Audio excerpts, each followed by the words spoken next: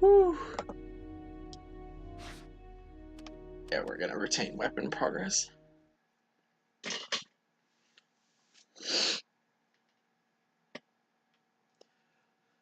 Oh my god.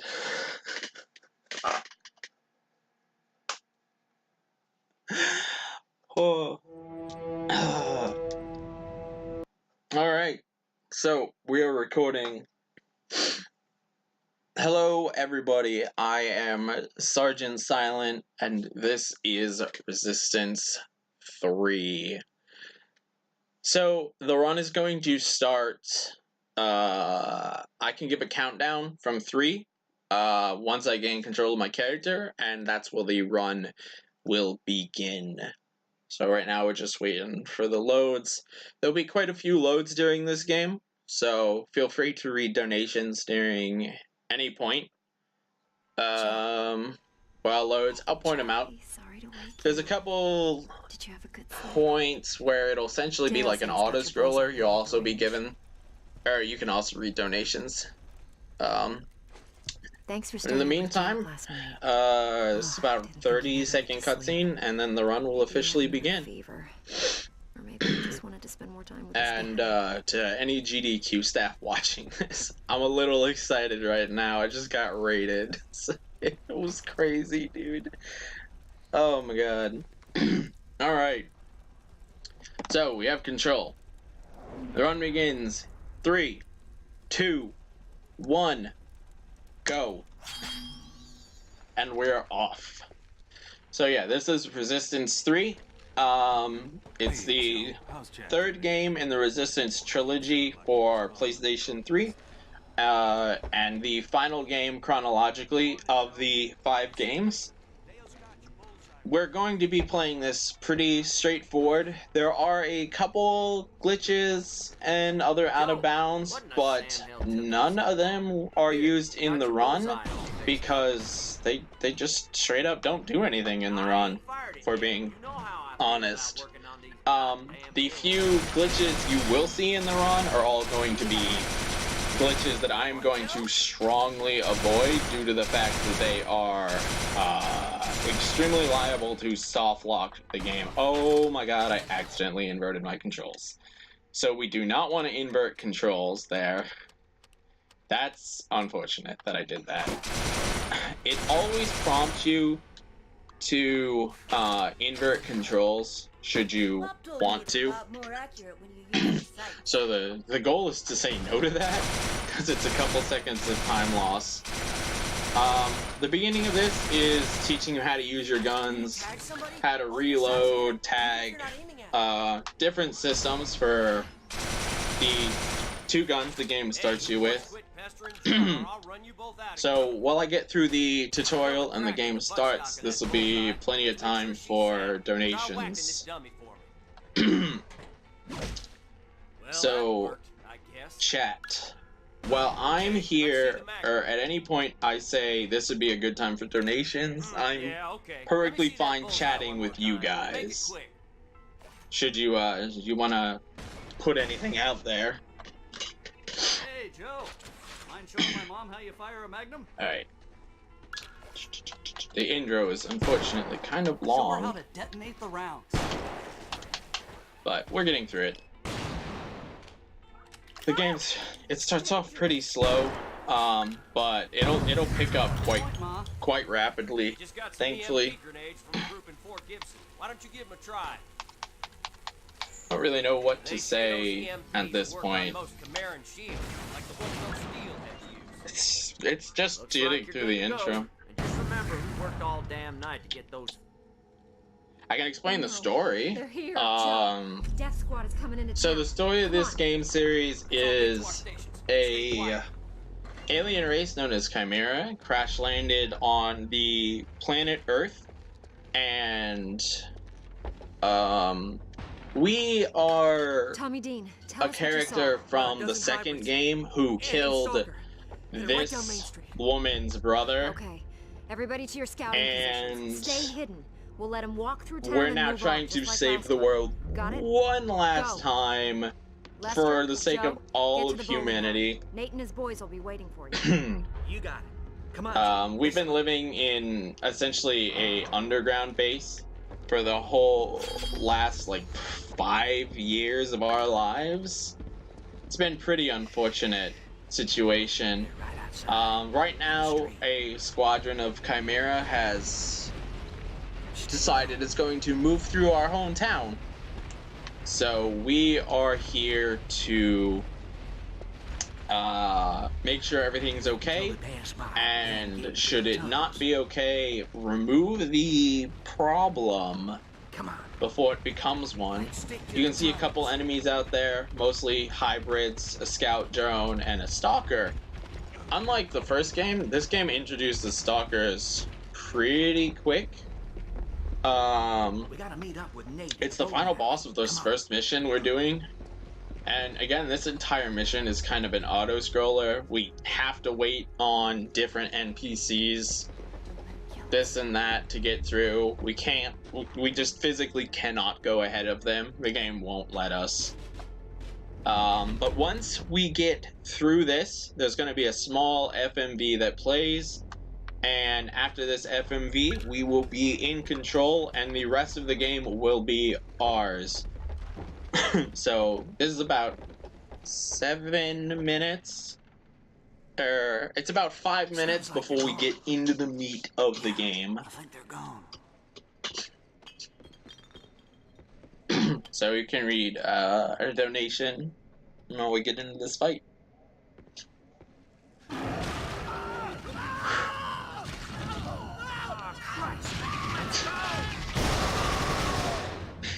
Alright, so we're in the first fight. This fight is basically meant to teach you how to use the tools that you were taught a little earlier. The bullseye with its tags, and the magnum with its exploding rounds. The goal is obviously just to kill these guys as quick as possible to spawn the next scene, which is the boss fight and the end of this mission. So we have one last hybrid, and this is it. So the way to kill stalkers in the third game is we got a type of grenade called the EMP grenade. The game pretty much introduced us to all of these mechanics really well. We have to throw an EMP, take out its shield, and proceed to unload just about all of our damage into it.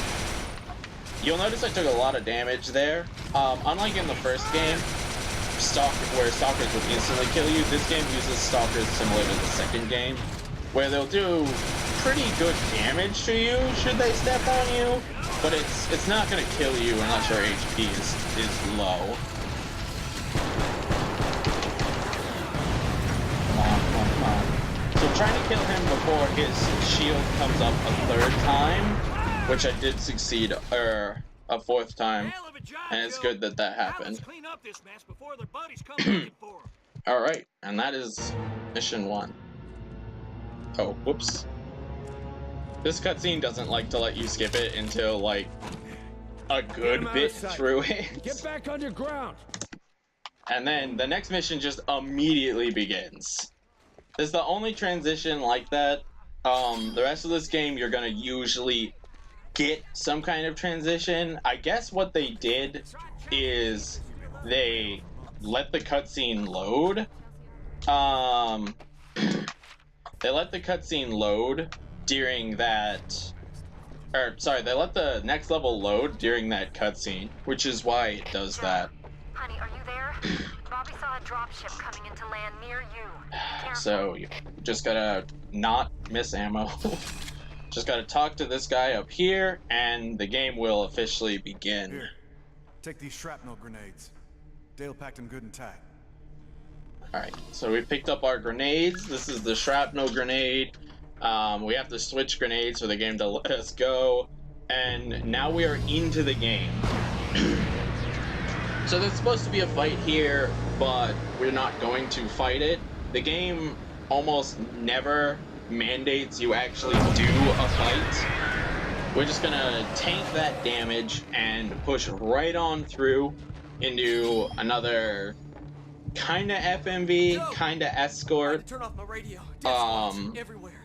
Storm's coming. But at this point, the run has It ain't like no storm I pretty much started. Come on, I'll show you. He's just gonna kick in this door. And then we're just gonna make our way through this field. You don't have to kill any enemies here, but it's convenient because they can grab you, and getting grabbed by the enemies is really slow. Additionally, you saw there, I did like a twirl. Oops. I did like a twist. This game has like a auto lock-on mechanic with enemies. They can actually really throw you off in terms of the direction you're heading. You'll see that much later in the game when we get to Pennsylvania.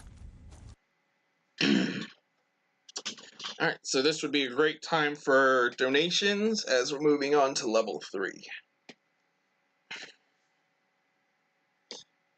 I'm getting personal whispers. Who's whispering me? Oh. Gary's whispering me. That's cool. Whew.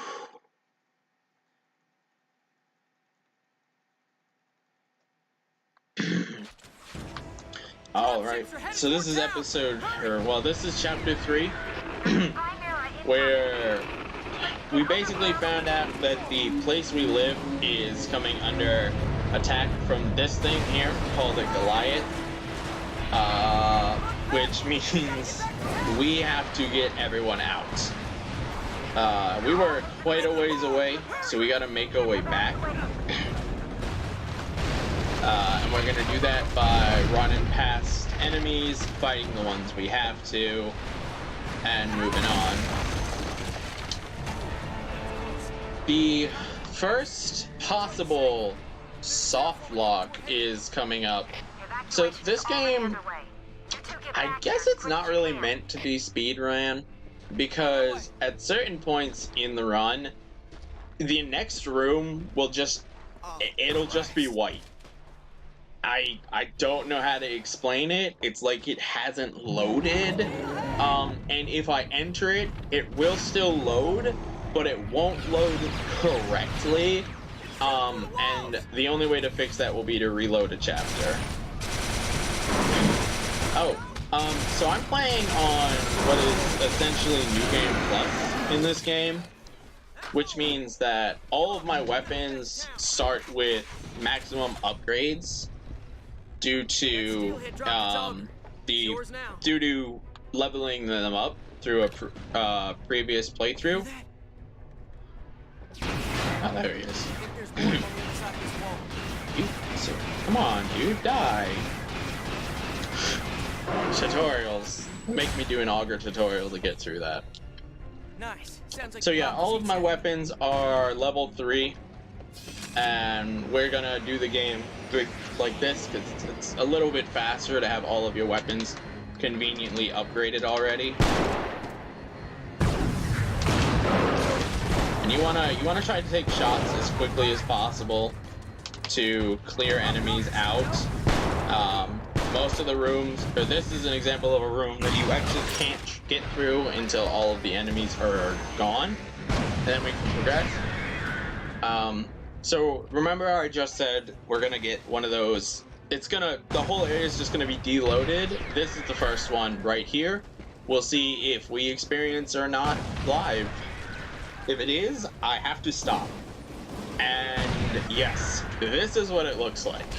If I drop into this zone before it loads, then I soft lock the entire game, and we have to restart the run, or we have to reload chapter. So there's a couple more of those places they'll probably show up, and that happens simply because you're going too fast. I know I should be sad, but I ain't. There's literally no cause other than you went too fast for the game. I believe Tommy Dean, in this case, this guy's Tommy Dean, is the load trigger for it. So he has to get close enough to make it load. So by outrunning him, the game doesn't know what to do, so it doesn't do anything. this is the second force fight. Unfortunately, we do have to kill all of the hybrids in this fight. We do not have a choice in that. Okay. I got meleeed and I didn't watch my health. That was unfortunate. So for every unintentional death, I'm going to be donating $5. So that would be $5 right there for the first unintentional death of the run. Almost there. Town's just ahead. Thankfully, we're not set too far back. We're set right before the combat. Come on. This time I will pay attention to my health, as I will do in all future attempts of this game. Because giving commentary and doing a run at the same time is actually borderline and hard. It's quite complicated to not only pay attention to all of the things you're used to paying attention to, but now you have to make sure you provide commentary that's both entertaining and informative. Which is why I understand that they want commentary provided with these games. I'm hoping to have a couch so that I'll be able to bounce things off of. This is a just under 3-hour run. I'm looking at submitting 3 hours as my estimate, unless this run goes exceptionally well. So having a couch to bounce this off of, bounce commentary off of, would be pretty nice. It's hard to it's hard to talk for 3 hours coherently. I guess at this point, I'm just killing enemies, so we have some time for donations again. This fight will be done in a couple of minutes.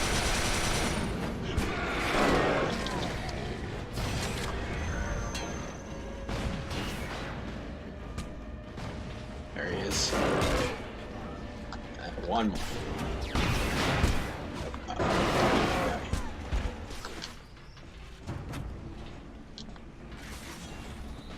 Is there another one?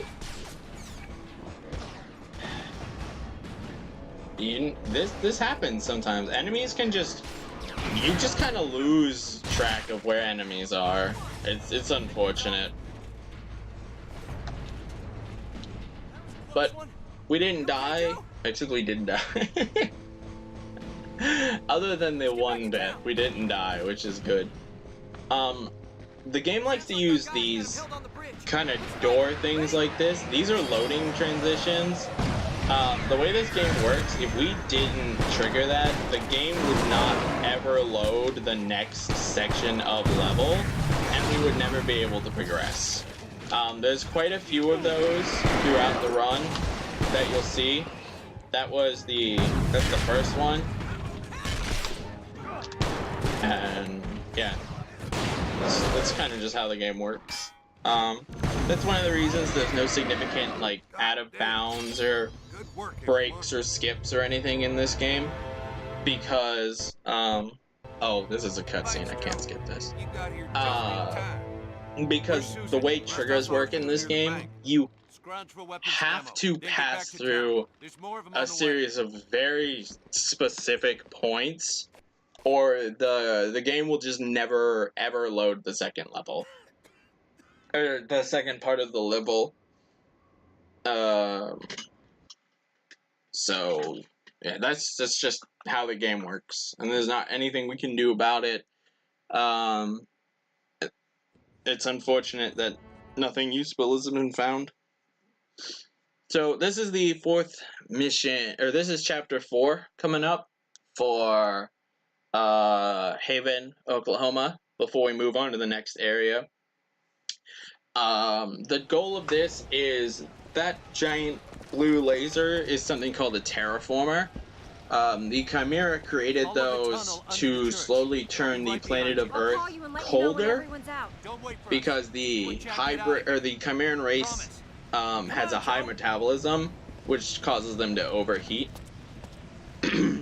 So if they make the world colder, then they don't need heating units or cooling units anymore, and they can thrive pretty happily.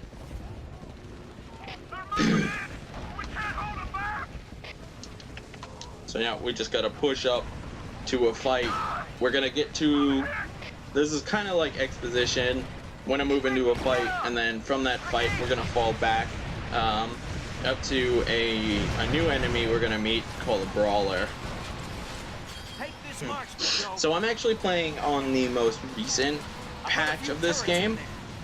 The game is extremely inconsistent on prior patches, to the point of, like, this guy's dialogue here, or Lester's dialogue here, will actually take anywhere from 2 seconds to half of a minute to actually kick in, and that variability is really unfortunate. So we play on the most recent patch in order to get rid of that awkward variability there. There's a couple other places where it happens with other NPCs and stuff. That scene actually can soft lock to the, it can get so bad it soft locks because he never hands you that gun he handed me, which was called the Marksman. And that gun is mandatory to progress the game, which makes a soft lock there rather unfortunate, or which makes him not handing you the gun a rather unfortunate situation. That flash of white light you see happening is me picking up health. Sometimes hybrids will carry health on them, and when they do, while I melee them, you'll pick up the health automatically. This is what health looks like. So yeah, if you see that, it just means that I'm getting healed. This game's pretty generous with health, thankfully, so I don't have to worry about anything crazy happening as long as I pay attention to it. And I am calling myself out there for not paying attention. But we should be fine on just about every fight in the game. Hey, thank you very much for that follow, Bone Mom. I really appreciate that. Alright, so this is the introduction of an enemy called Longlegs. They basically, they use bullseyes and they hop all over the map. There's a couple ways to kill them, some fast, some slow. They're basically your normal enemy for all intents and purposes. So, that's our goal. Get through this set of enemies. This whole thing has been a wave fight that we just have to push through one by one. This is the final wave before we start falling back to a second set of 3 waves. And then that'll be the end of the chapter. So that's our audio cue when he says fall back. It's time to just start moving back. There's nothing else we can do here. Thank you for that follow, Invading Fish. I really appreciate that. Oops, you want to use bullseye tag here because it can tag them both. It can, doesn't mean it will. Alright. So, while I fight the second wave of enemies, this would be a great time to read some donations. Before I do, this is an example of the game, like, awkwardly pausing. It just does this. There's nothing you can do about it. It's just how the game works. Certain NPCs do it. It's just something you gotta live with. It's not even RNG, it's just the game can't decide if it wants to load or not. Which is unfortunately pretty common for this game, and this is actually a relatively good game casually. The engine works well, the guns work well, it looks pretty good graphically in my opinion, but it just only exists on the PS3, and the PS3 is known for its load time, so that's what it is. This is wave 2 we're coming up against here. A Chimeran dropship showed up, and it's dropping some enemies we gotta take out. Once we defeat this wave, then the third wave will happen, which consists of one boss one enemy. It's a new enemy, and it's essentially the boss of this area, and it's called a brawler.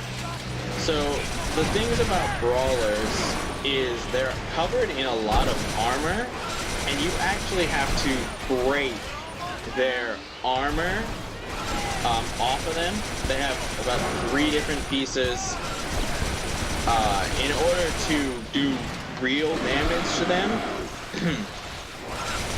So that's what you're gonna see, a couple explosions and this and that, and that's just me shooting the different body parts in order to break them as quick as possible.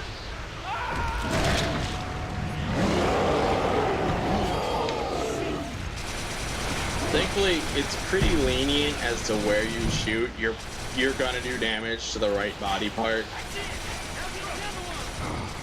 So, we do have that going for us. This is the brawler.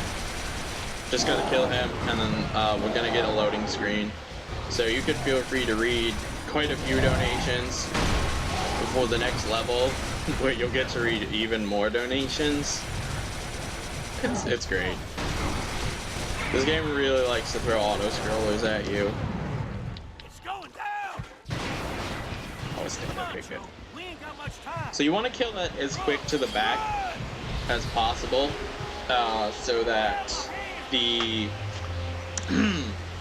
you want to kill it as quick to the back as possible in order to transition to the next level.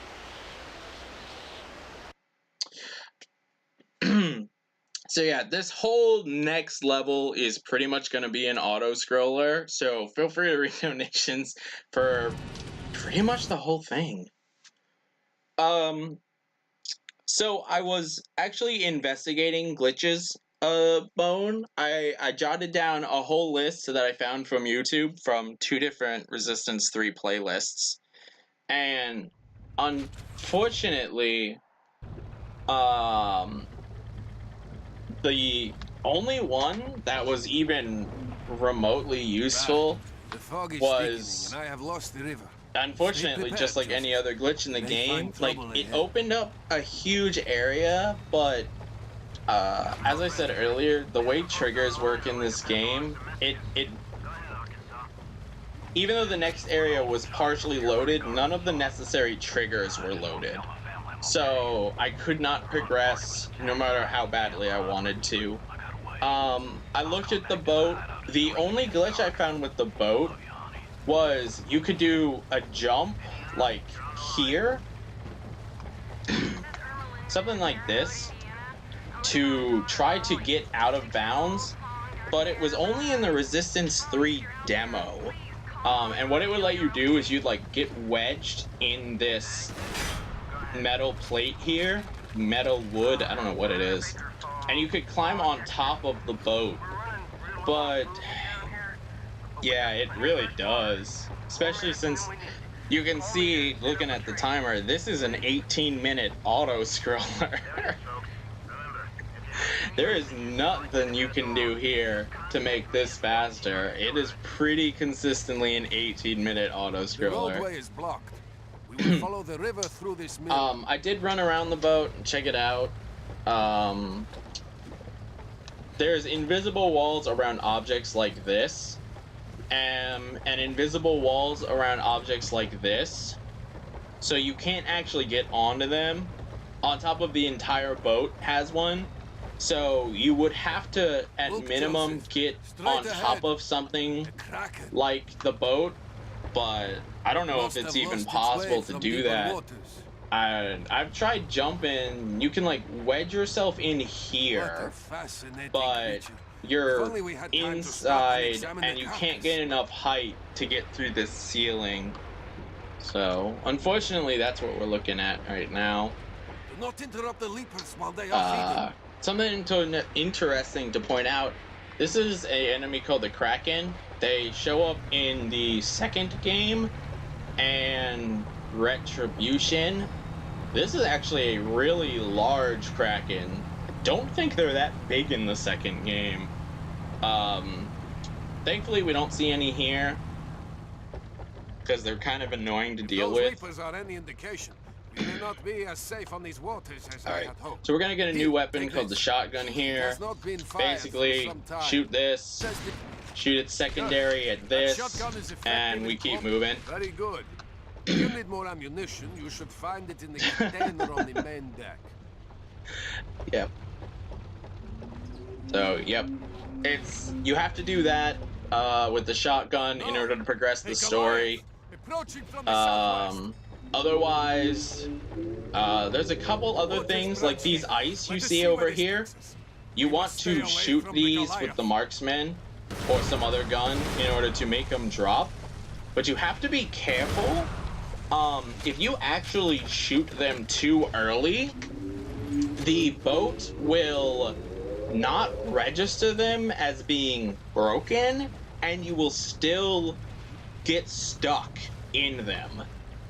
I don't know what it is. If it's like it's essentially a soft lock. The boat gets jammed, but you can't destroy the thing to continue.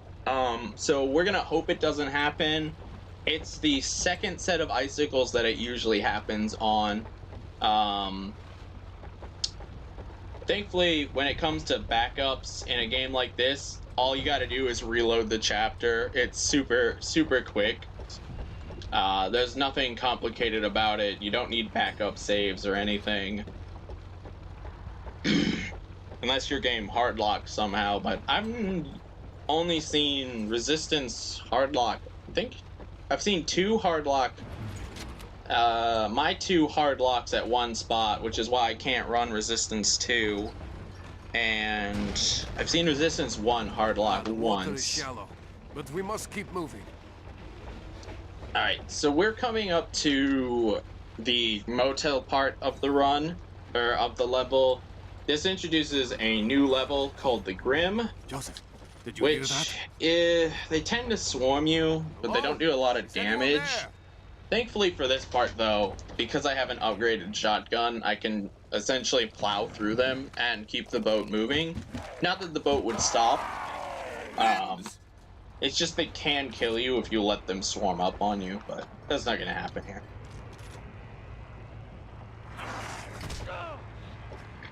Alright. Welcome, Pesterion. Yeah. Welcome. All 25 of you guys still here. I appreciate you hanging out and checking this out. Like I said earlier, I understand it's pretty late on a Saturday. People got things to do tomorrow. Yeah, dude, Resistance games are great. I'm gonna pretend you guys are my couch for the sake of argument, because I don't want to chat with myself for 3 hours and be bored out of my mind. God, could you imagine if AGDQ, if they accept this and they put me at like 3 a.m.? Well, if they accept all 3 games, because they're not accepting this unless they accept all 3, let's be honest here. If they accept this and they put it like 3 a.m., it's gonna be 2 hours of talking to myself in the morning. It's gonna suck. Grim's on the left. I'm gonna be like, Bonesaw, please sit on my couch. I need entertainment. And he'll have to come because he'll have the run before me. They'll definitely put this during the PlayStation block. So I would not be surprised if you submit a game, Bone, which I assume you're submitting Jack and Daxter again, and potentially Resistance 2. If they do that, they'll probably put our games next to each other. I'd be surprised if they didn't. Oof. Yeah, that's actually what I'm hoping. They'll let me do the first game, and then they'll have Bone do the second, and then I'll do the third game. That'll be cool. Yeah, I'd totally be down to see a Siren run. The only Siren game I played is Blood Curse. And I actually enjoyed Blood Curse once you get over the weird, like, timeline story behind Blood Curse. But once you get past that, the game's actually really manageable. Alright, So this is the second set of ice crystals. These are the ones that if you break too early, the boat will actually soft lock on them. I don't know how it works. It worked out there though. I think it's if you destroy them before Malikov here cues the boat to charge forward. Oh my god. A thesis on the timelines? I mean, we all know the one true canon is where the mother becomes a maggot. Let's be honest here.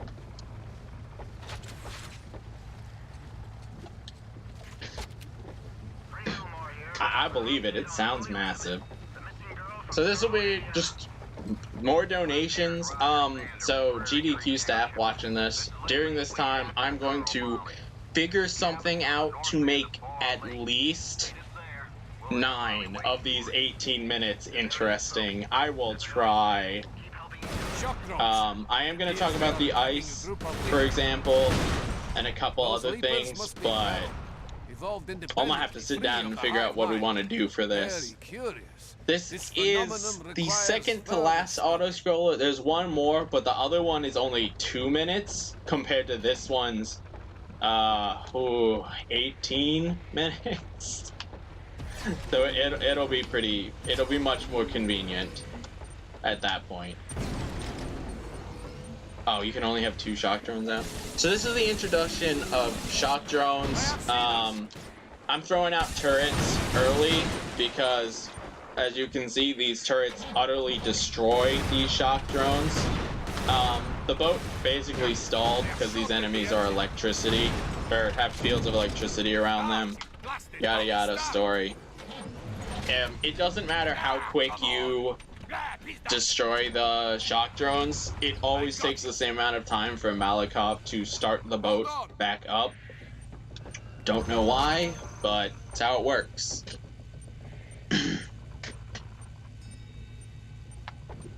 So here we have a second set. Shock drones are gonna basically occur consistently throughout the rest of this mission. Boat's gonna stall again, coming up over, I believe these ones stall it. Yeah, it just stalled again. This one, actually, the faster you destroy these, it does actually pick back up. The boat moves immediately after you destroy those ones. So we are in luck there. And you may notice that when I bring the weapon wheel up, the game does not pause. There's actually options setting that makes it, it's an improvement on the first game, so that when you bring the weapons wheel up, you can keep the game flowing. It is a bit risky because obviously you can still be shot and killed, but the city of St. Louis should be close. Not a speed one without risks. Stop there and look for supplies. So, yep, this is just gonna be another FMB. A couple huge Goliaths are going to show up. We're gonna try to hide from it. It's gonna see us. We're gonna run. Yada yada. Feel free to read some donations. Yeah, I bet Siren Blood Curse, I bet it would be massive. I mean, there's, how many timelines are in Blood Curse? There's obviously the first one where the dad turns into a spider Shibito, and then it's like the dad and the mom, and they're in the corner of the house with the girl who's turned into a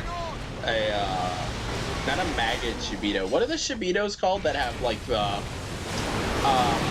tendrils coming out of their eyes? I think they're brain Shibitos? Is that what they're called?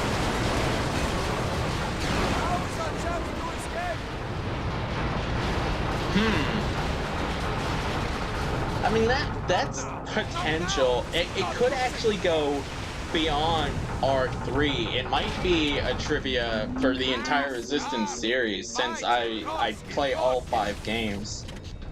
It would depend who's on my couch, if we're being honest here. The only people who run Resistance games are Bonesaw and I. So I conspired a couple of friends to help me route the first game, but and they're not Resistance players. Yeah, if you look at the leaderboards, the only other person who's committed a run, a guy from Australia known as Suicide, has a run, but you know, Australia, that's pretty intense. It's pretty intense to ask someone from Australia to come to GDQ. And the other guy is Epic. Epic Dude Guy. He's from the Netherlands. He ran Resistance 1. And he actually submitted it to I think he did a run. No, he did a run for Shots Fired. Not Annihilation. He did it for the Shots Fired before Annihilation, 2017's Shots Fired, I think. And I think it did pretty decent there. Epic Dude Guy, he mainly runs the Prince of Persia series. I believe he's a Sands of Time runner. So if you guys check out Sands of Time, you probably know Epic Dude Guy.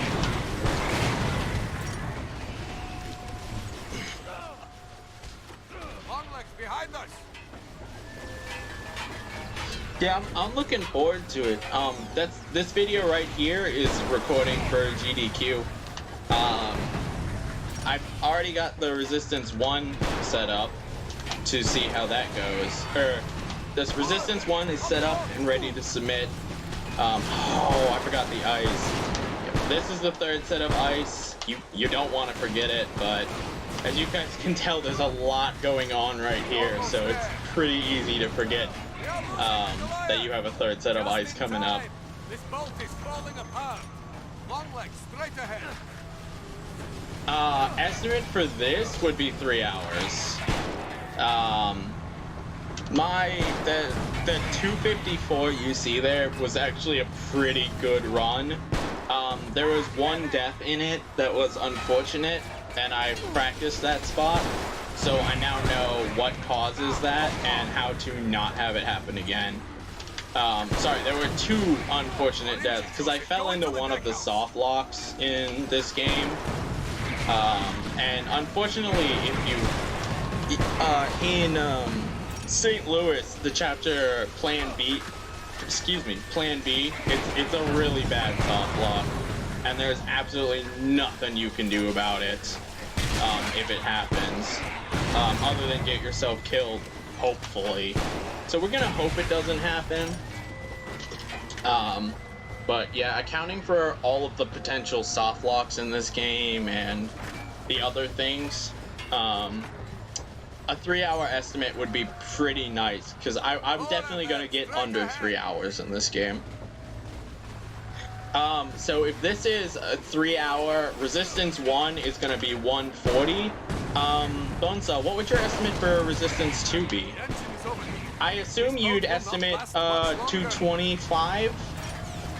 I don't know how much practice you've done since you're, not 225. You upgraded it from a from a 220 to a 218.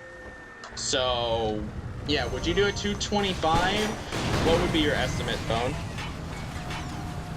So, yeah, so 3 plus 140, that's 4 hours, 40 minutes. 225? Okay, so 4 hours, 40 minutes plus 225. That is quite generous.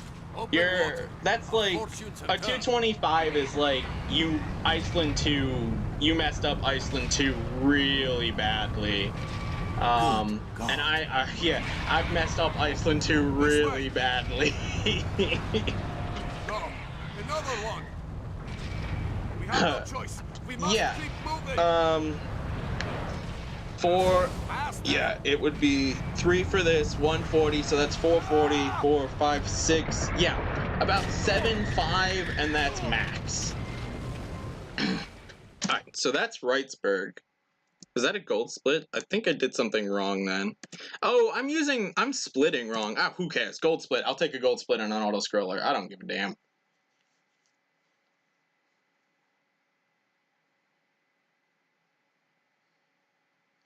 No, there is not gonna be an incentive for all cutscenes.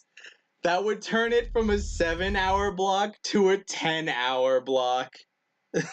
There's not gonna be an incentive for that. Oh my god, dude. Hey, I added a category to all of the Resistance games called First Clear, because as coming from Bonesaw's chat, you probably know, your first time playing the Resistance series, you cannot skip a cutscene. You have to have seen it before you can start skipping it. So, yeah, the first time you, if we deleted our data and played the game the first time, we would mandatorily have to watch all cutscenes. That gold tower looks like It a would be safe place to great. rest.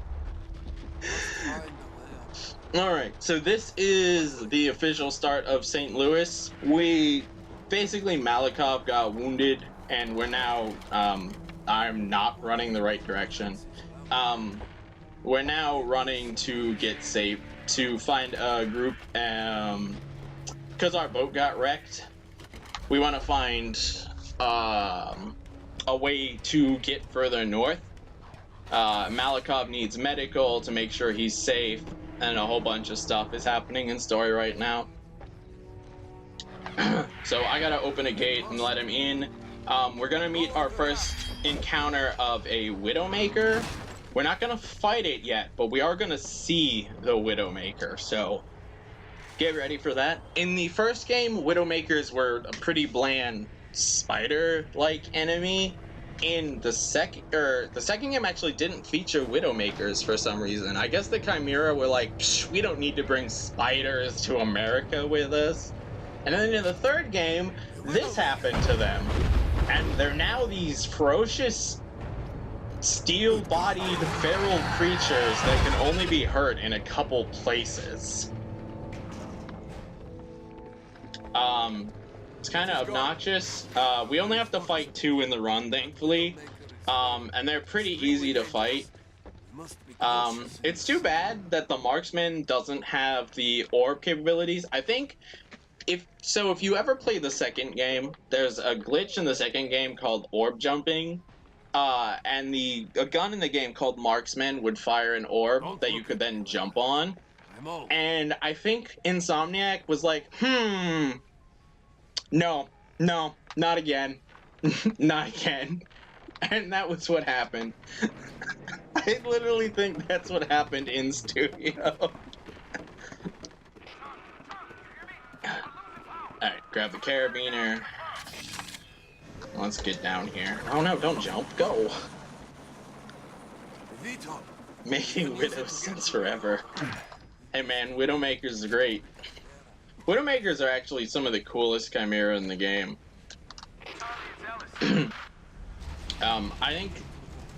Unfortunately I hate this place. I always get confused. Where am I going? I'm not lost or anything, I swear.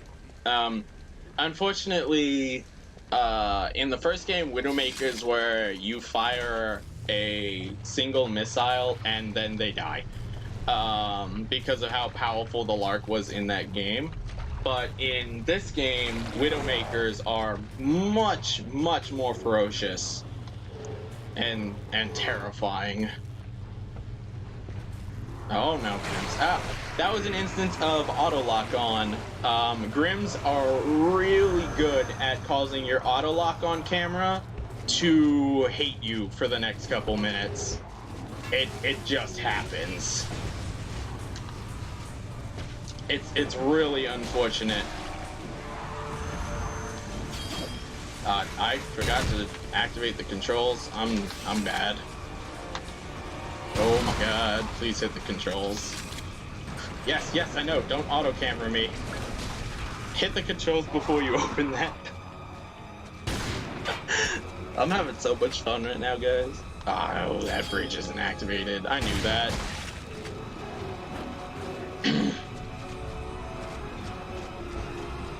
Can they do the cha-cha slide? That is a good question. I don't know if a Widowmaker can do the cha-cha slide. I would totally be down to witness that amazingness. The cha-cha Widowmaker.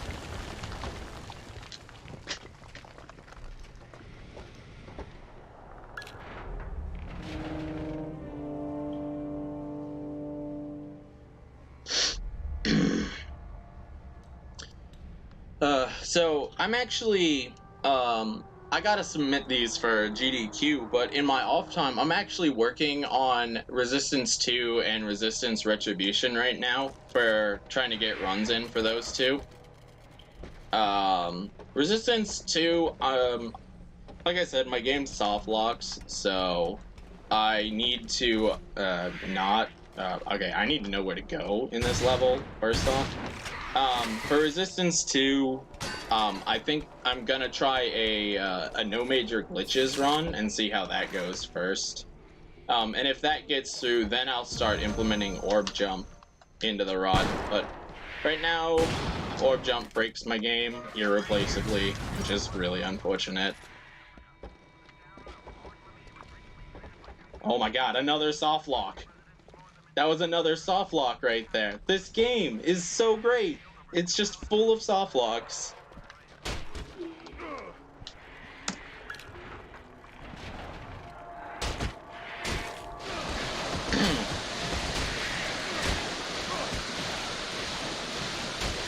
See, I like the idea of that, but if I die here, this is gonna suck. Okay, we're good. Somehow we didn't die there.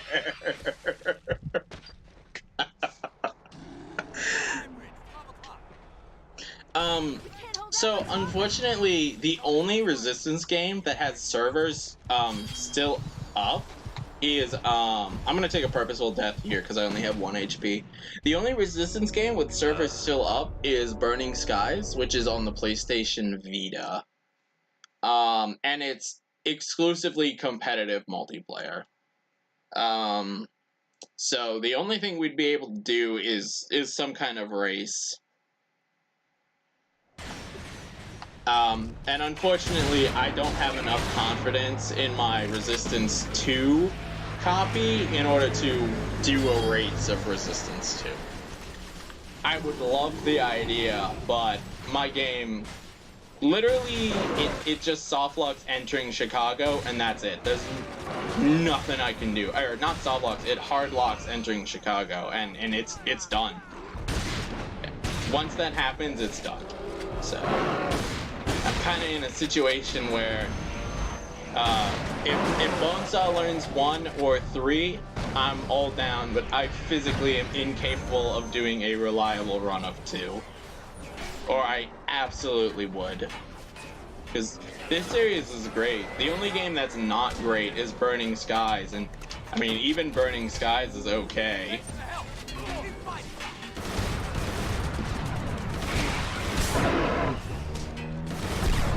So this is another forced wave fight here. The people here we're next to are a group of rebels fighting the Chimera. This thing behind me is a VTOL that crash landed. So we're here helping defend them. We're the new guy in town. We want to get on their good side. So we got to get through the first wave, which is a couple drop ships dropping people in, and then the second wave is gonna be, we have to keep them out of this bar that we're next to. You can actually go too fast when doing the bar, causing the game to soft lock and never spawn the next enemy. I know the amount of times I've said this game can soft lock is just great. So thankfully I know how to manage that, so we're not gonna get a soft lock, but it can happen. Hey, new guy, over here. So, and this is a stupid trigger. You literally have to walk up to this guy, or the game will never continue the next part of the mission. We could use a guy like you around here. No doubt. That's Charlie's call. Oh, yeah. If Bonesaw submits Resistance 2, I'd absolutely love to be on his couch. To help commentate, because I do know the tech. That would be great. Do I have an atomizer? I do have an atomizer. So this is going to introduce our first instance of the Ravager. you may know the Ravager for Resistance 2. In Resistance 3, they use the Atomizer, which basically means that they're okay to deal with. They're tanky, and that's about it. You can shoot them in the head, but it really doesn't matter. They go down just the same as any other enemy once you get through the tank.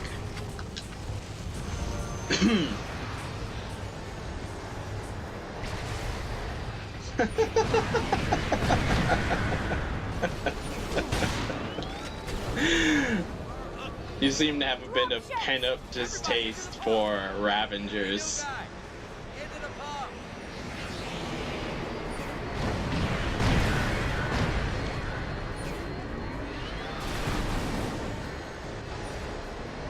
Ooh, you played this game and you were impatient? That's rough. Oh, they opened the side door. That was my bad. I knew they opened the side door. I wasn't paying attention. That won't happen again. Yeah, if you've been watching this run since the beginning, Asterion, then you've already seen how being impatient is very, very bad for this game. Good. Load up. This might get a little hairy. This game is vicious if you go too fast. Don't worry, we got it covered. We got a new friend here. Helped us out.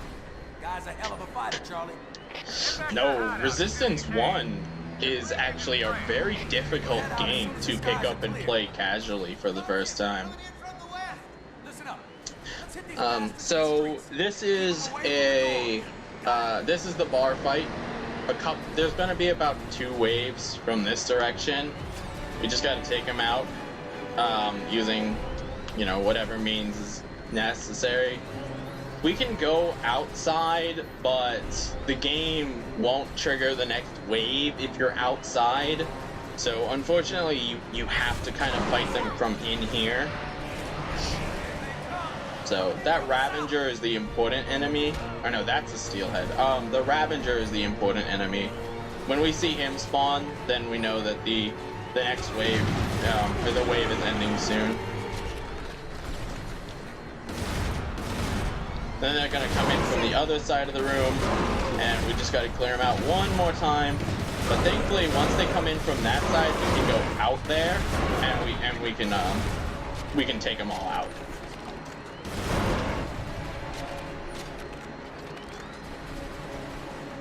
What? How do you own 3 copies of this game? That's pretty impressive.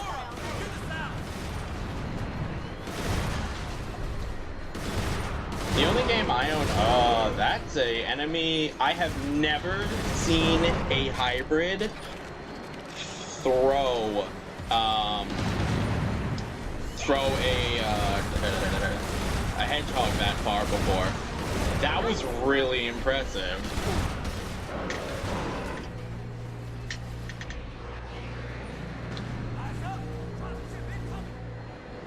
Yeah, that's interesting. The only game I own more than 1 copy of is a Wild Arms game. I think I might have just said that, but I'm speedrunning. Cut me some slack.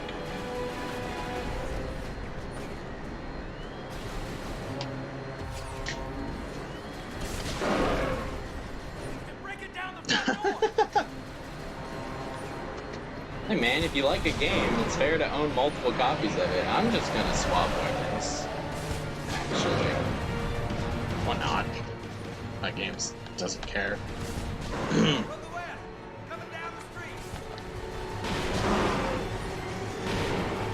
So if you're familiar with the Resistance series, the sniper rifle in this game actually doesn't slow down time.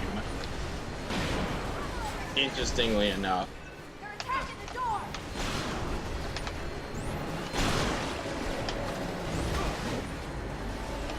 Oh, he's at the door. Alright. So if they get to the door, then I have to go downstairs and deal with them. It's not a big deal. And this also makes it so I can now go outside. This is what I'm talking about. These guys are tanky. They do not go down quick. Thankfully, this game actually does not get very laggy. It can handle a lot of things on screen at once. From enemies shooting to explosions. It's actually very well optimized in terms of handling all of that. Clear. No more dropships. Now's our chance. Let's move. Oh my god, dude. It's a lot of Resident Evil 4. Only Resident Evil 4 I own is the black label for PS2. Another dropship. Come on, we gotta move. Alright, so to everyone loving the words, and here's another point the game can soft lock, well, here's another point the game can soft lock. Let's go, pal. Stay here, you're dead meat. Get about there.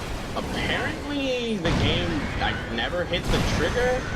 I think the game actually did soft lock. We'll see. I might be okay. I might not.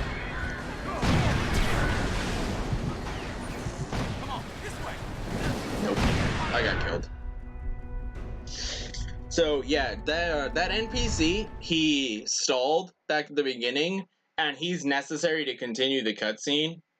So I had to go back and check on him, and that pretty much means that, yeah, the game stalled. Good work, everybody. Thankfully, it's really nice, and when a stall like that comes up, I'll be able to simply take myself out using explosives and other weapons to continue the game.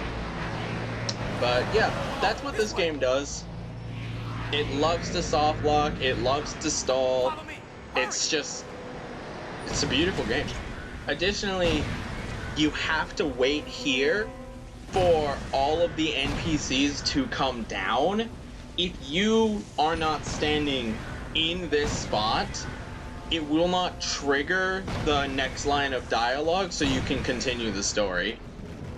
Like, that right there will never happen if you're not standing right here. Nice too. Man's married, Glenda. Didn't you see his ring? Doesn't mean I can't pay him a compliment. You jealous? So, yeah. Once this dialogue finishes, we're gonna go fight another brawler. The brawler, thankfully, is pretty easy to take out. You could set the room up a specific way so you don't have to worry about anything. And then from there, it's gonna be a cutscene and the chapter's over. Fine son of a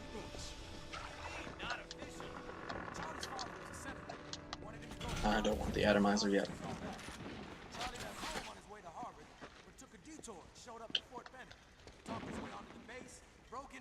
So, we're just waiting. Cause, triggers. The Resident Evil, my chat's talking about Resident Evil. This game is very, very vicious with its triggers. If you don't hit the trigger, you don't progress. And, it's unfortunate, but it's just how it works. I don't mind it, to be honest. It's honestly okay.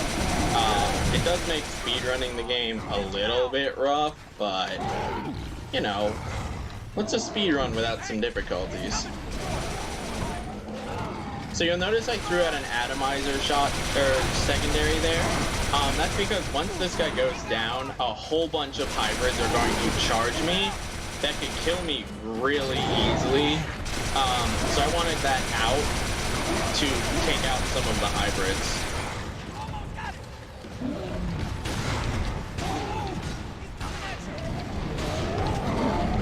Ooh, I got hit by the brawler.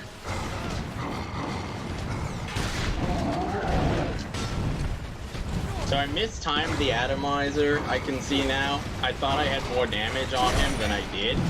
Oh my god, he is quarter spamming me right now. This can happen with brawlers. They're wonderful creatures here. So now I have to react carefully to this, or I'll die and I'll have to refight the brawler. But we got through it fine. We're fine. Holy cow! I thought we were goners. Come on. It's fine. It happens. Alright, so we're just gonna run up to the end of this level. There's some more exposition. and a cutscene, and then the level's over. So you can read some donations during this time. That'll be fine. Asterion. Yes, there are actually tons of out of bounds in this game. There are, I would reckon to say there is probably an out of bounds in every single level.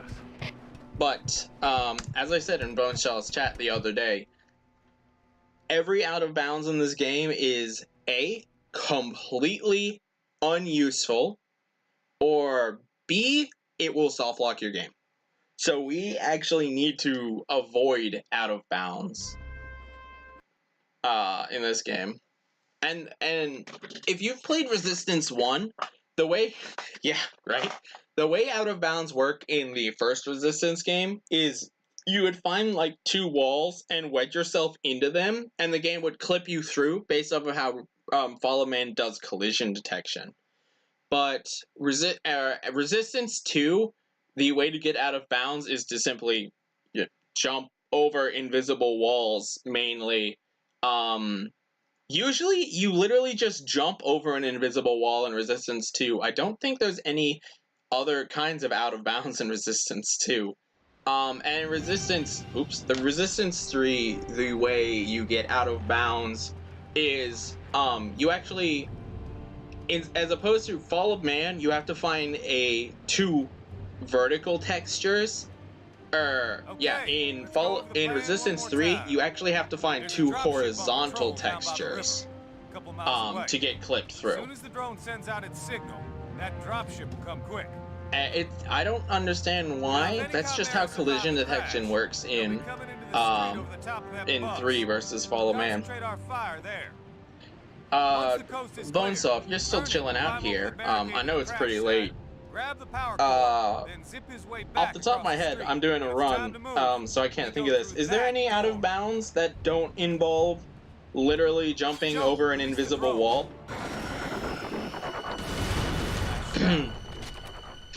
In some way, shape, or form? We got extra ammo and grenades upstairs in that building to our right, and inside Kobe's on our left. Once the fighting starts, keep moving. Harder to hit moving targets. Yeah, I can point that out, for sure. There's quite a few places that I know. There's one out of bounds in this game that actually, you can just walk to. Which is really, and that's the easiest and most convenient out of bounds. Yeah, the Resistance games have a lot of tech, Mossy.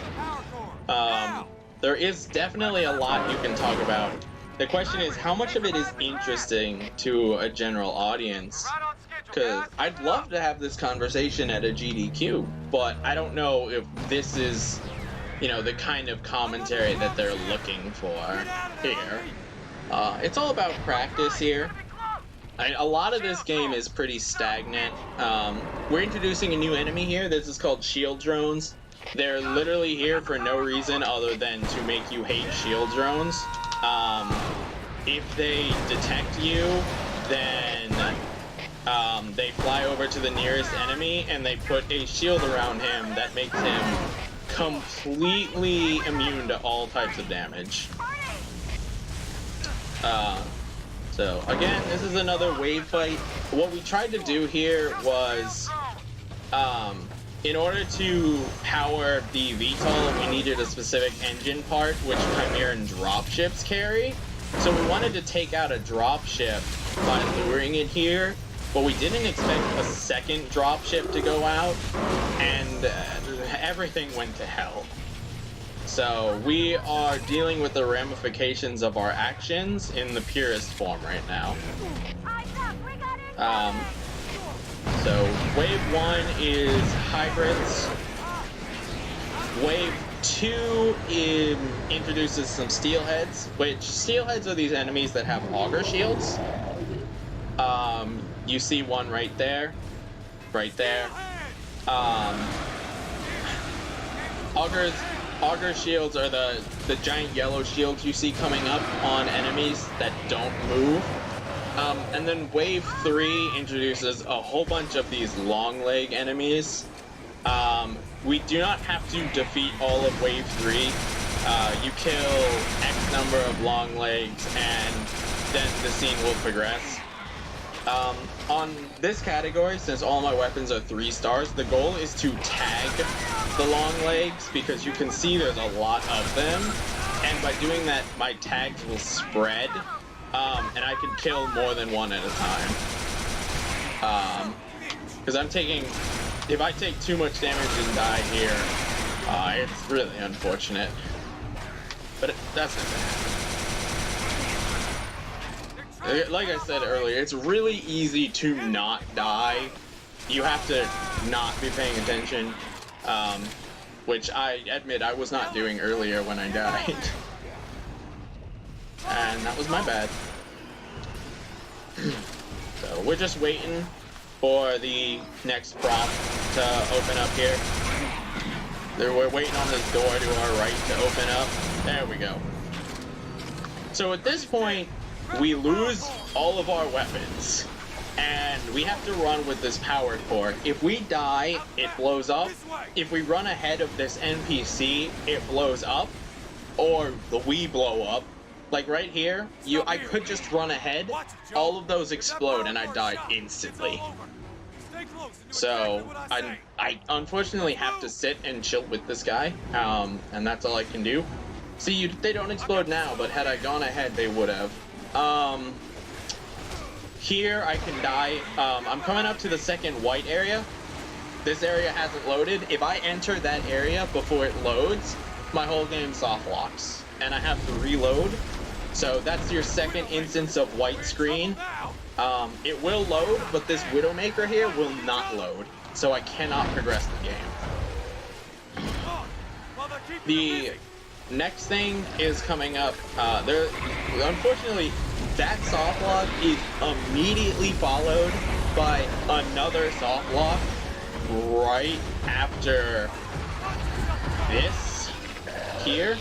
Charlie's gonna go down to get into this building here. If these enemies shoot Charlie like this, if they follow us, what's gonna happen is Charlie is going to stall out here and not progress the story. So what we're hoping for is he moves normally, and he's not moving, which means the game's soft locked, and I now have to die. He's gonna go to the door and he's just gonna freeze. The game's not gonna let me continue, so I gotta get killed here. So you see how he's kind of just stuck there? So while I'm waiting to die, I'll show you. He's just done. And this is just a common thing that happens with this game. At this point, I'm used to it happening in runs. You have to recognize it's happening, and let yourself die. So, don't know why it happens. I never know anything about this game, but at least it's consistently, it consistently happens. So that's a purposeful death abuse right there. In order to get over it, I can die faster, but I might let it play out like that to show you what happens. Because I was taking damage the whole time. I just died faster by going to get meleeed, so now it's fixed. And we can continue on with the game here. So we just gotta keep moving. At this point, that Widowmaker just flew backwards.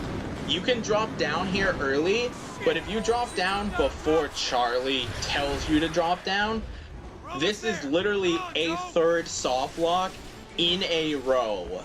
There is a 50% chance Charlie will not follow you if you jump down before him. To those of you in chat, I'm trying to get through this first and make sure I don't soft log, and then I will talk to you guys here. But that's thankfully all three of the major, or all three soft locks. Again, I can run ahead and die here. I'm gonna come up to a room where I'm gonna trade this core to Charlie. There's gonna be a couple minutes exposition where you can read some donations, and then Charlie will be carrying the core and I will be defending him.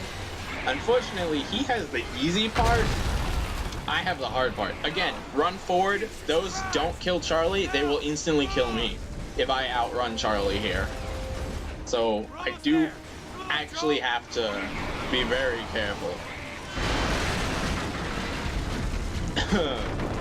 And now this area, the Widowmaker has like filled it with some toxic gas that is never ever explained again, and I have to get to safety.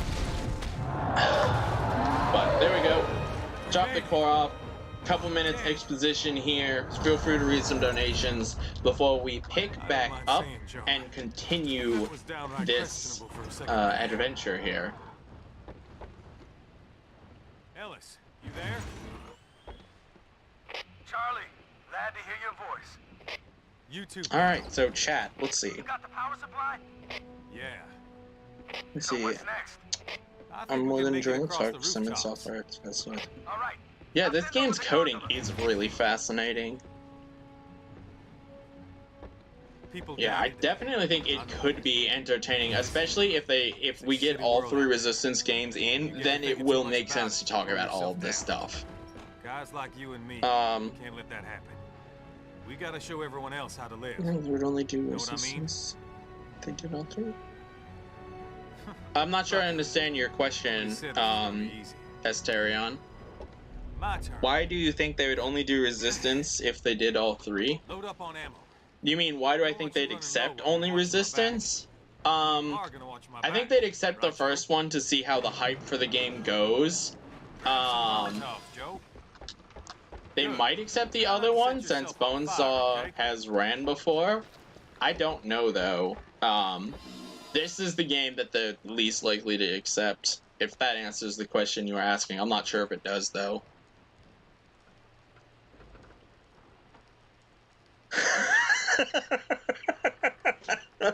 Right, Mossy?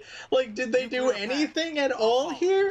I don't understand what they tested and what they That didn't. gondola moving toward that flag? That's all we gotta hear. This game, dude. Shock drone. So, yeah, so you understand, like, I do not have a coding background. So, for all I know, I'm spouting gibberish. Coming after the power But core. it's pretty obvious that this game has poor memory. I'll hold here. It's all clear. Like, it doesn't know when to load areas. Sometimes it does finally decide to load them. And the worst part is the fact that if you enter an area that's not a chunk, I'm gonna call it a chunk because I think that's what they're called. If you enter a unloaded chunk in this game, the whole game is just like, what do I do? I'm so confused. Load chunk incorrectly, and then you're permanently stuck, and that's it. That's just it. It's a great game otherwise, but God, is it rough. I'm right behind you. Alright, so thankfully you do not have to like really protect Charlie all that much. Charlie is a very capable man, and he is extremely unlikely to die here. At least at this part. There is a room later where he might die. But if he does, it's gonna be right after a checkpoint, so it won't be a big deal.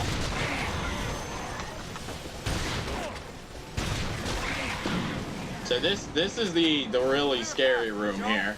There's a lot of enemies here, and a lot can happen. So you wanna be safe here.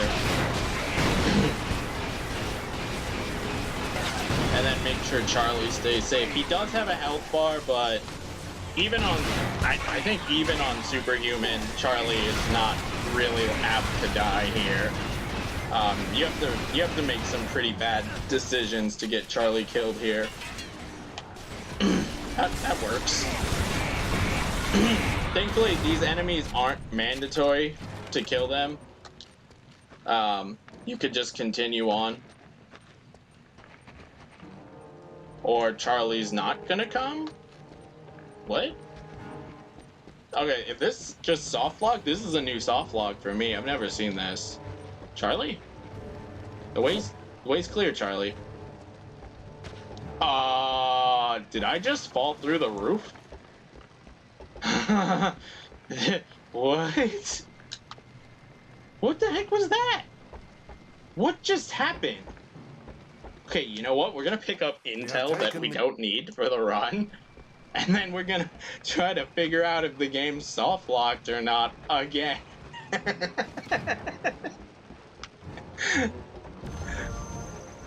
So the best way to do this is I'm just gonna run to the end of the level.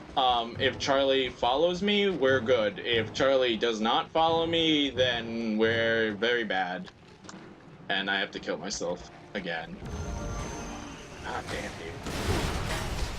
I apologize for that curse. This has never happened before. I don't know what this is. I gotta figure out how I want to react to this. Yep, we have to kill ourselves. Charlie soft locked. Okay. So we're gonna do that not that way because we can't kill ourselves with that weapon. We're gonna try to kill ourselves with these. This is the first instance of lag in this game. Please, please, please. Oh no, I need to die. Oh my god. Come on. Game. Game. I might actually be soft locked right now. I have one more idea. I have one more idea to make sure I'm not soft locked.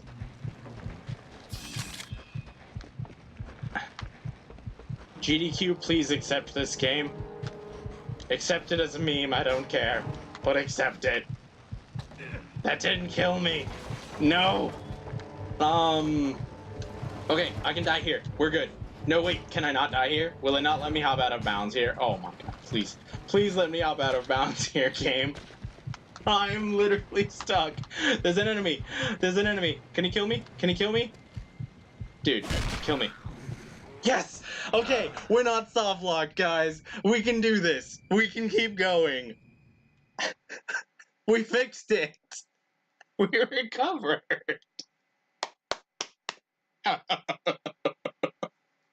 I don't even care. I'm submitting this video to GDQ and they can choose whether they want this game or not. This is the worst run of Resistance 3 I've ever had. Worst in a good way. The worst in a good way run I've ever had of Resistance 3. This is what I'm talking about. Like, I'm pretty certain that happened because I went too fast and the game wasn't ready. Like, Charlie wasn't in position, so the game had to execute the put Charlie into position code, but the line for Charlie moves from position had already been executed, so it never got executed a second time in order for the game to continue. And the game was just like, alright, so Charlie is never moving again. And unfortunately for me, we need Charlie. So I'm gonna make sure Charlie gets into position before I start killing things any more than I am. So now that he's in position, we're good to go.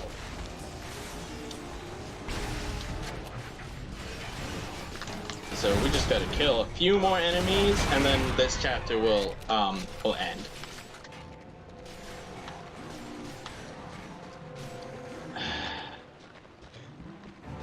This chapter will end if it doesn't soft lock again. So that's 4 soft locks in this chapter, everyone.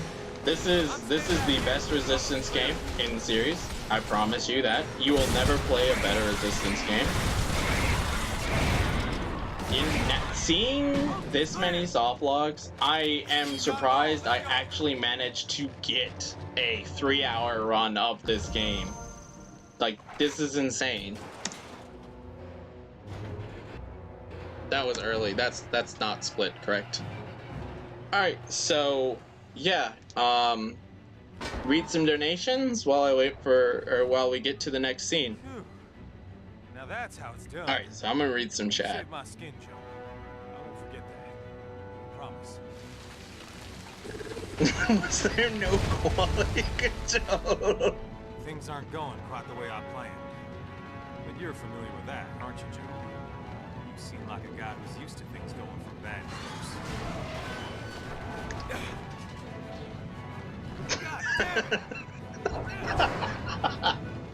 I will definitely have to entertain Charlie first. Oh, dude, you put all caps and Nightbot deleted all those messages, so I couldn't read that. Oops. I'm not done with Plan B yet.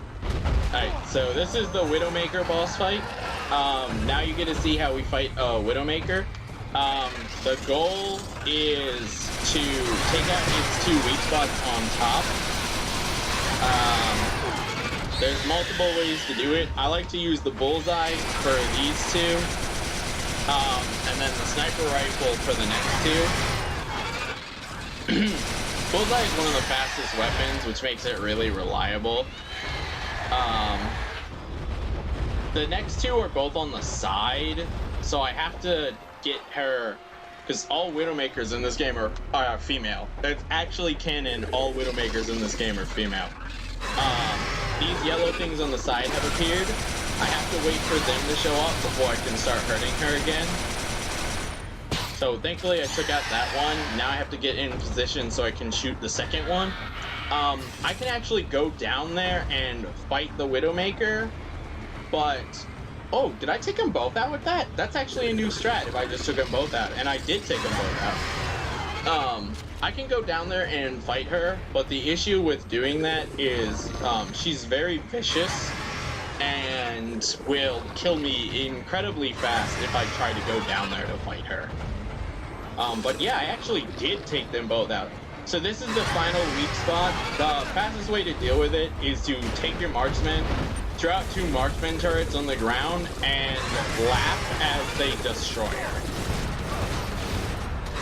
Because right now they're down there just continually peppering it. Unfortunately, I didn't pick up more marksman ammo, so I'm gonna try to go find some more here. If not, I will just shoot her with another bullseye, and we'll call it a day. Yeah, okay, so she was 1 hit away from death.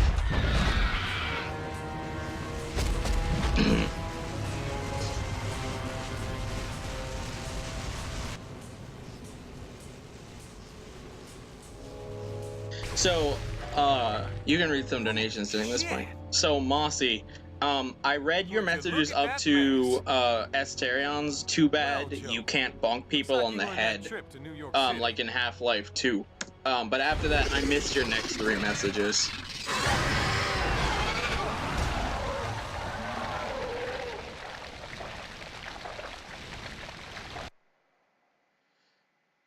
So I have Nightbot set.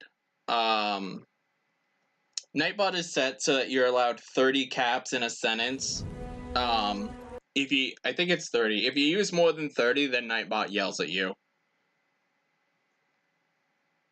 It's kind of like quality control, because as a new streamer, I've had some people come in here and do some pretty interesting things. So I apologize for the bot, but I'd prefer to keep it.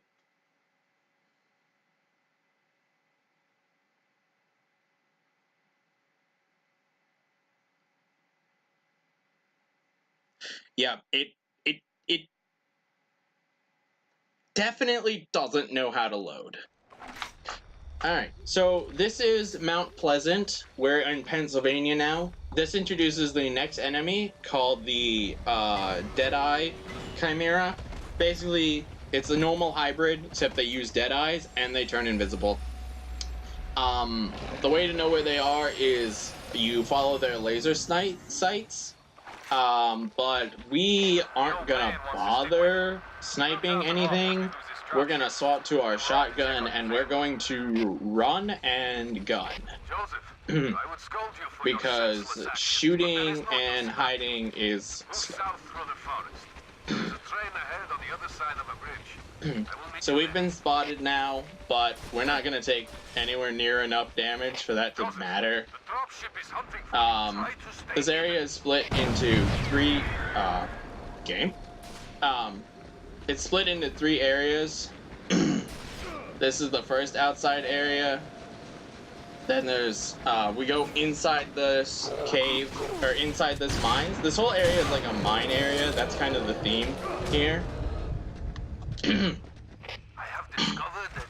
And we're gonna go into a second mine, or we're gonna run through a second set of enemies, into a second mine. And then fight a third set of enemies, and then fight the boss. So we're hoping to one cycle the boss.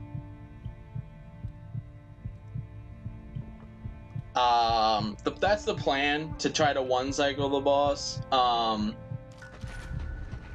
Which, I mean, really, I say one cycle, but this game doesn't have much meaning to one cycle. We're gonna try to not die on the boss, which is harder or easier said than done, knowing this boss. I don't have as much health as I would like. I can see you. I'm at the far end of the bridge across the river. So hopefully things work out here. I might have to take a death abuse if I can't find health. Nope, there's health here. We're good. We're good. So we're just gonna keep running through. This one is much easier than the first one. You can just hang out on the far side. You can avoid all of the enemies. And then this room it has a trigger. We have to get close enough to the wall to trigger the enemies. And it's gonna trigger some shield drones to come looking for us. We want to take the shield drones out immediately because it alerts the Chimera to our presence, and they immediately blow open this door for us, so we can make a run for it. So we're gonna ignore killing these enemies and just run straight on into the boss fight. Because thankfully, these enemies are not mandatory. You do need to be careful that you don't throw yourself off of the cliff there. That is very feasible to do. And because we didn't kill those enemies, we are going to be chased by them. Did that not lock on? This game, sometimes it does that. So yeah, this is the dropship boss fight. I'm just gonna take that enemy out because if he shoots me, he's gonna turn into quite of a hassle. Dropship will actually do quite a bit of damage, and in addition to that, you see how this lock-on system's working. If anything at all gets in the way, we break lock-on. So I have to get a good lock-on, and he's behaving really poorly right now. So I have to move into the extremely open position in order to get shots on him, but this likewise means he can very easily hit me, so I have to be very careful here. Also, all those enemies I skipped can hit me. Where did the drop... Did he go invisible?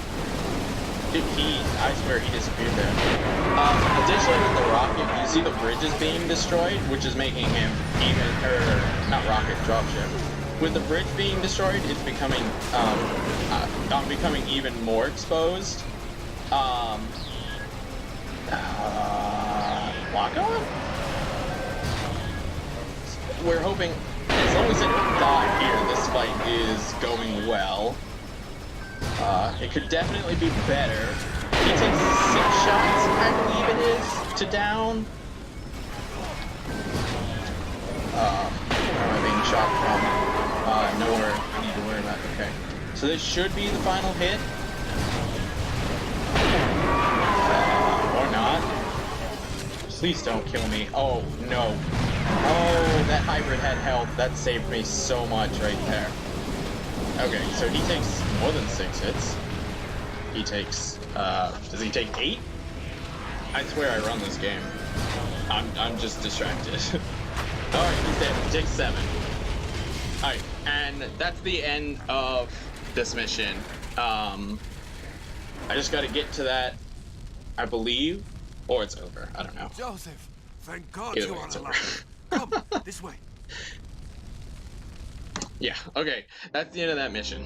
Joseph, if we So use this train to cutscene travel right through here the mountains, is they'll similar to the overflow. first cutscene. If the game lets you skip it, it lets you skip it here.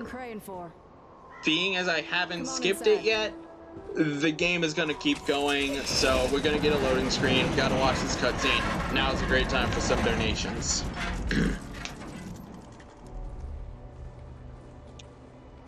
Thank you, Lord, for hearing our prayers. The train. Train don't work. My husband could fix it if he were here. When you were on the trolley over Left the 2 gap days ago before the to fix the Widowmaker, town there was a generator. staircase that was completely misloaded. When will he be back? Yeah, that doesn't surprise me that it was misloaded. Should've This been back game last is... night. You're here watching this. The 19 of you watching this, you literally see what this game is. I cannot explain it. Casually, I would absolutely recommend this game to all of you. This game is great. Speedrunning it? I don't know if I can recommend the game to any of you. At this point, it's up to you. You see what the game's like. Early on, it took whole families. We tried to fight it, but we lost 100 folks in the first month. We're more careful now. Like, it's a great game, but oh, it's so sad that it's managed this way. And remember, I'm playing on an updated It's patch. infected most of the town. So this is what it's like current patch. We build walls to keep them out, but they just break through. Jonathan tells us all this is God's way of testing our faith, like Job in the good book. We do our best. We fight, we pray. But sometimes there is so much sadness. Alright, so and yeah, sickness just and death. more donations at this point. Couch banner. No, sir. This is This our is land, the given to like us by longest God. exposition, we're and meant to I die said here, there was so one be it. more auto scroller. I was incorrect. There's actually 2 more auto scrollers. One is about 2 minutes. The other is another 18-minute auto scroller. And again, the second auto scroller can soft lock. I'll point out where it has a potential to soft lock. Bless their souls. Where it to happen. This is another instance of NPCs like chilling and deciding left, he said when that they if he want saw to a creature, he activate. was gonna try That to was the kill it. first one. You have to love be my in a husband, specific spot to but he's trigger no her. fighter. And even then she Not can like take you. like 2 minutes to decide to move. And immediately following her is I prayed for okay you, textures. She I just believe Jonathan's still whatever alive out game. there. And I Immediately believe that following God her sent you is here a to go and second find him. NPC. And Please, this help us. NPC right here will not talk to you until Malikov there has finished talking to me. Sometimes he talks immediately after Malikov finishes. Other times he says, I'm gonna wait 5 minutes. Now, 5 minutes is extreme. He doesn't really wait 5, but what's happening right now, this is common. Also, this NPC here is randomly generated every time you play this game. Sometimes he looks like this, sometimes he's young, sometimes he has black hair and no hat. He's actually purely random. So, interesting tidbit about it. This introduces a new enemy called the Leech. It's basically a Grim, but they're infected with a virus.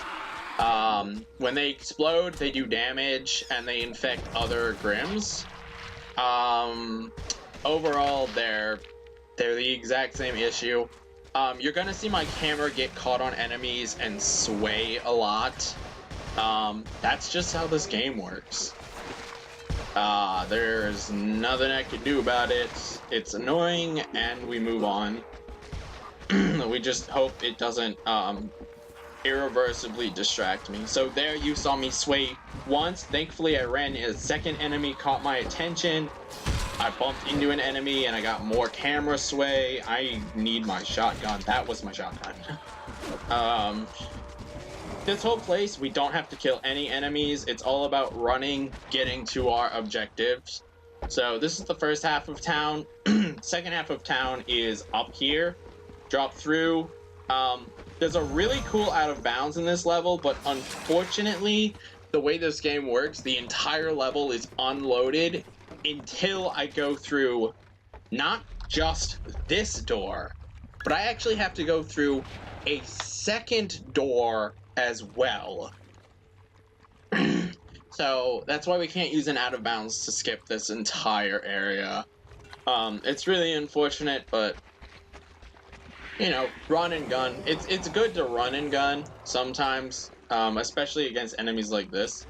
So there's an IL strat here to immediately start climbing this ladder, but realistically, You don't get that very often. You have to pretty much clear out every enemy in this room, because if these Grims see you climb the ladder, they'll throw rocks at you. Grims are continually spawning into the room. And there's also a spinner in here sometimes who has a chance to just hit you. And if you get hit on a ladder, you fall all the way back down to the bottom. So it's more efficient to take out the enemies and climb than it is to try to go first time. Because obviously if you go first time and you lose it, you lose time. And this is the second door that you have to get through. Now the level is loaded. So before the level wouldn't have been loaded. There's a second IL strat right here. You can try this ladder, but 9 times out of 10 you're gonna get hit going up it.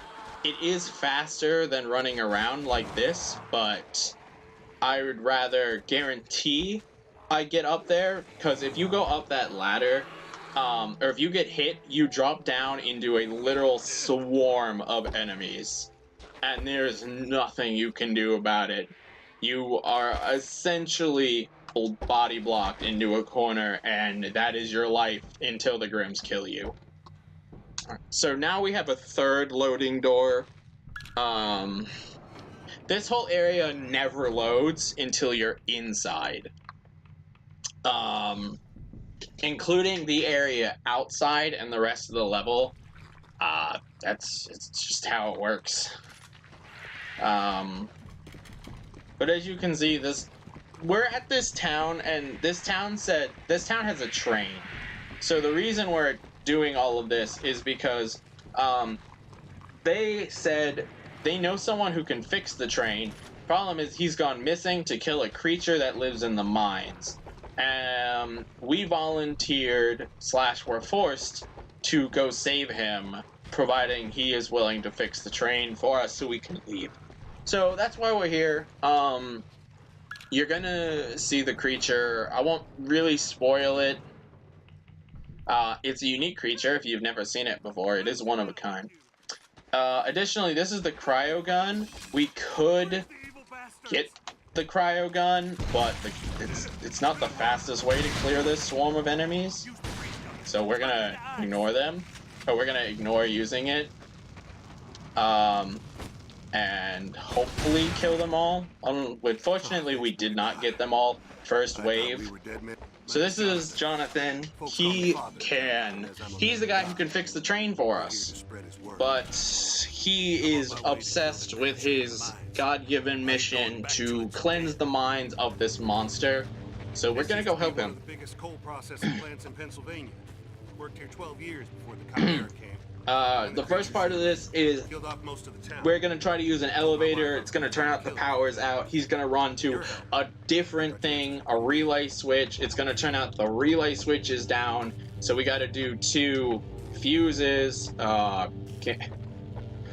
Okay, I thought it soft-locked again. I've not seen that soft-lock either. He's gonna run to another thing. It's gonna be out, so he's gonna have to run over to 2 fuse boxes to replace the fuses. It's a long escort, or not long, it's an escort defense mission. Feel free to read some donations and listen to the dialogue, because that's where all the story is. Thankfully, I will end this by saying, as far as I know, there are no soft locks here. There are 0 potential soft locks for the rest of this area, as far as I am aware.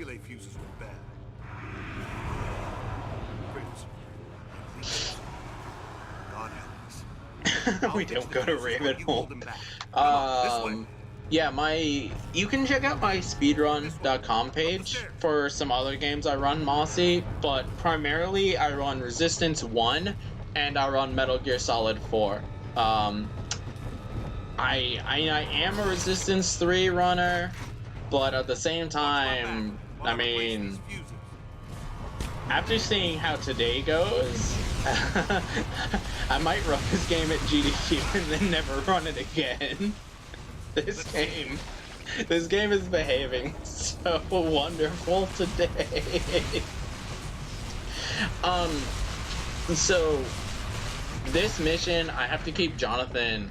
I don't have to keep him at full health, but I have to keep Grims off of him, because if every Grim that grabs him essentially becomes immune to damage or extremely resistant to it, and it stops him from working. So you can sometimes Grims will melee him, which is fine. Sometimes they'll grab me, or attack me, which is what I want.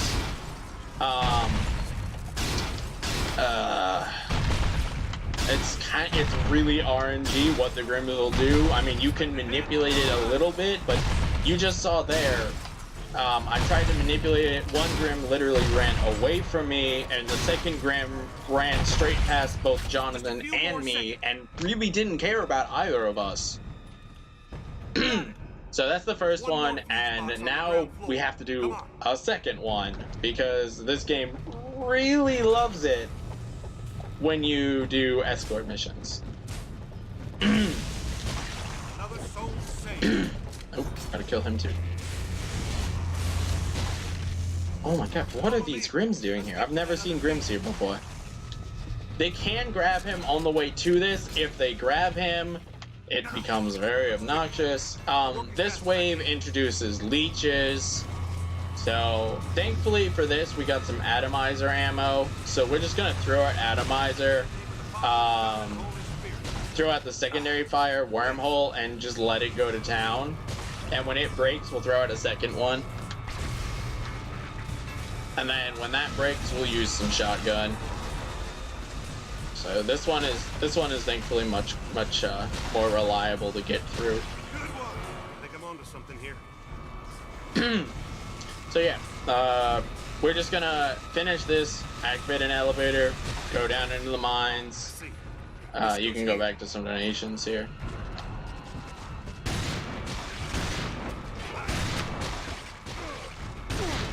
Oh my god, I totally shot that Grim, but this game didn't want me to shoot that Grim, so I didn't shoot the Grim. Alright, I think that's it. Yep. That should do it. Good. Now let's get back to the elevator.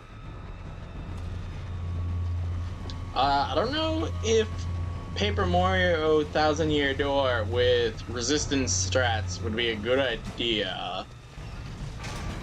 I mean, I can try, but that sounds like a poor idea. I actually don't have a means to play Paper Mario and the 1000-Year Door. Just as David said to the Philistines, I come against you in the name of the Lord Almighty. God is with us, friend. He's gonna help us. How did I lose 6 minutes in St. Louis? I just realized I lost 6 minutes there. Oops, I split too early. Now I split. It's close. You split when the elevator drops. I should warn you, this thing is one mean son of a gun. Group of our best hunters. Hey, if you're willing to give me a GameCube, I would totally take you up on that. I do, in fact, own GameCube games. I own, I own... Think about it. Think about it here. Oh, I gotta shoot it. Great. What? I thought I... Take a look at that storage room over there. See if you can find anything that might help us get... Oh, no. This is the storage room.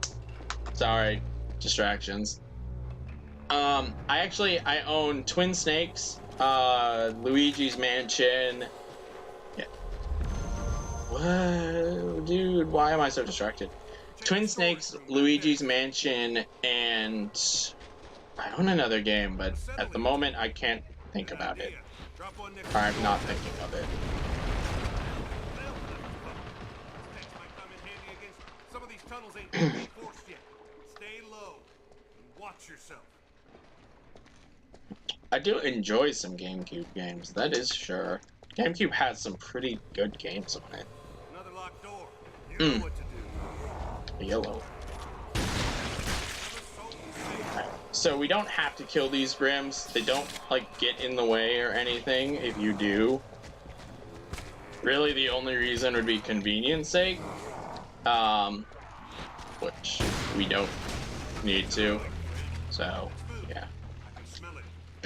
We're close. Alright, so we're in the mines. The beast is about to show up. This is the first fight with it. The way we beat this creature is we take some propane or some more of those torches. I gotta get close to this to trigger it first. I gotta try. And then it's gonna come out. And I gotta shoot it in the eyes to make it open its mouth.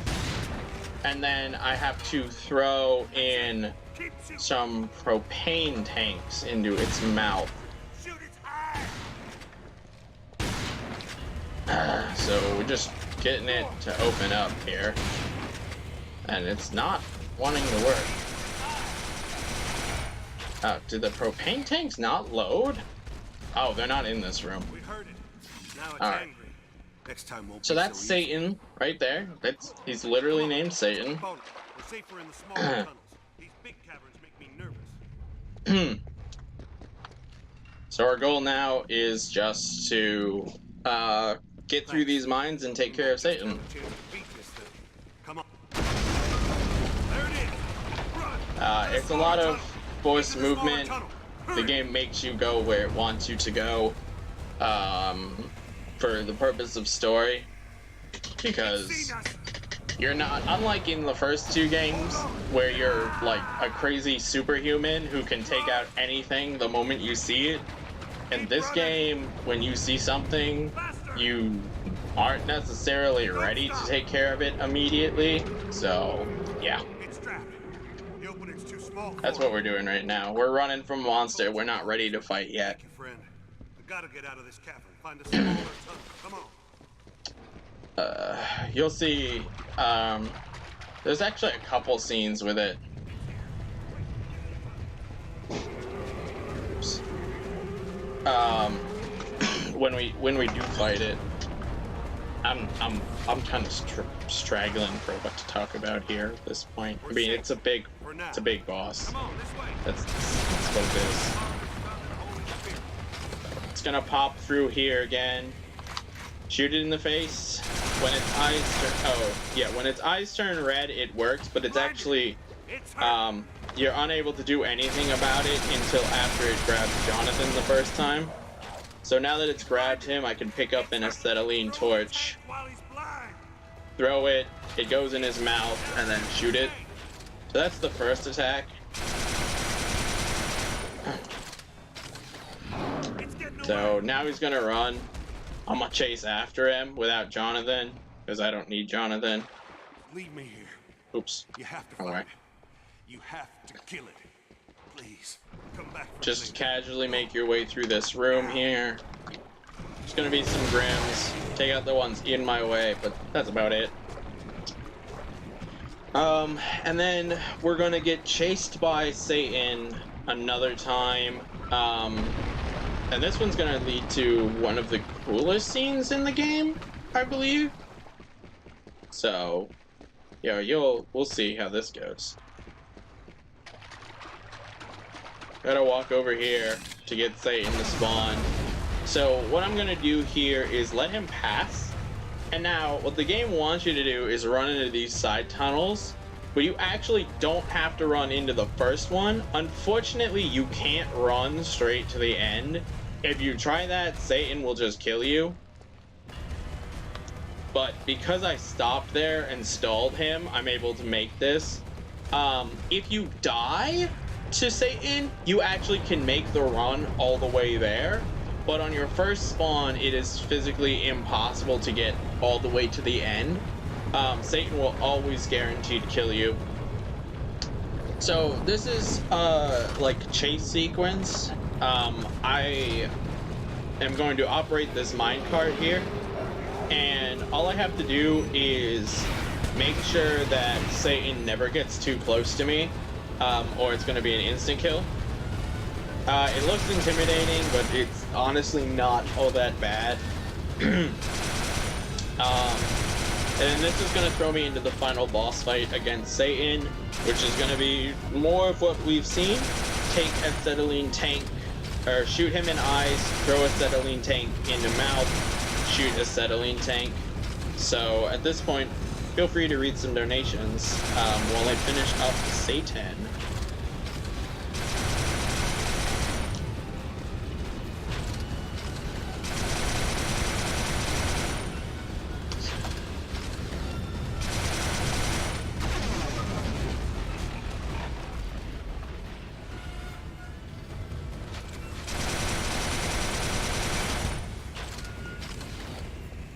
There they are.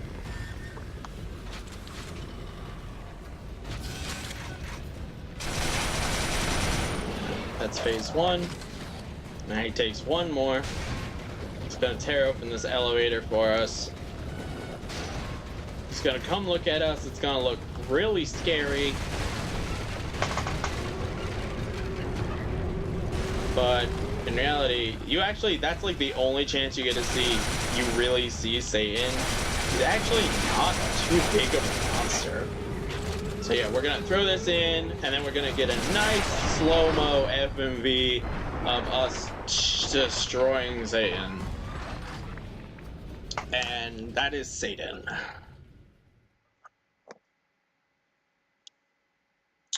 So at this point, more cutscenes, ones I can skip, as we move into auto-scroller number 2 in this game. This is a 11-minute auto-scroller. You ought to have enough to get you. So, feel free to read donations. There will be a couple things I'll explain, I'll point them out, but most of this is going to be donations and catch banner. Oh, so, Mossy and Esterion, I appreciate that you guys have hung out here for this run. We're taking this train and I wanted to let you know that I do really appreciate that you're hanging out with me here. It makes this run a little bit more bearable. do it the hard way? Okay by me. Light 'em up, boys.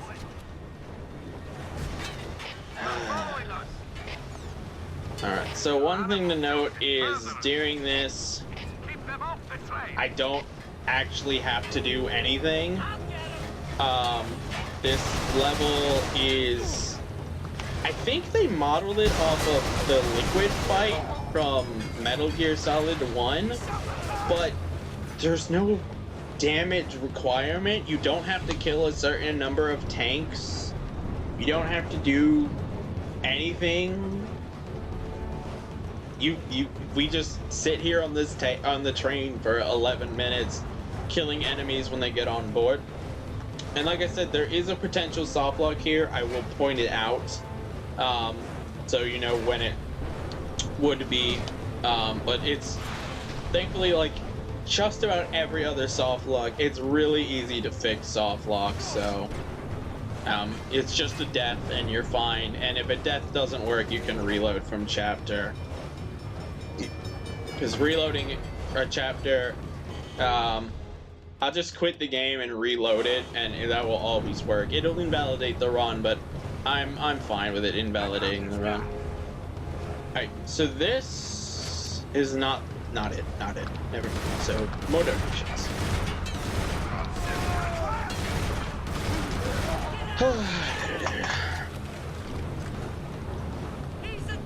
Hey, honestly, the fact that you guys are talking in chat is absolutely great, and I believe Bonesaw is here still. He's not talking much, but that is fine. I understand people are busy, so the fact that 17 people from that 100-some raid are still here is like, dude, you 17 people still here, I really appreciate all of you. Absolutely. Like I said, I've been hitting 5 people recently, and that's been a high for me. This 5 people has been great.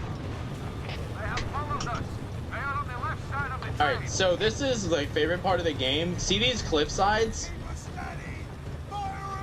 From these cliffs, oh, not yet, sorry. Not yet. Once I kill these guys.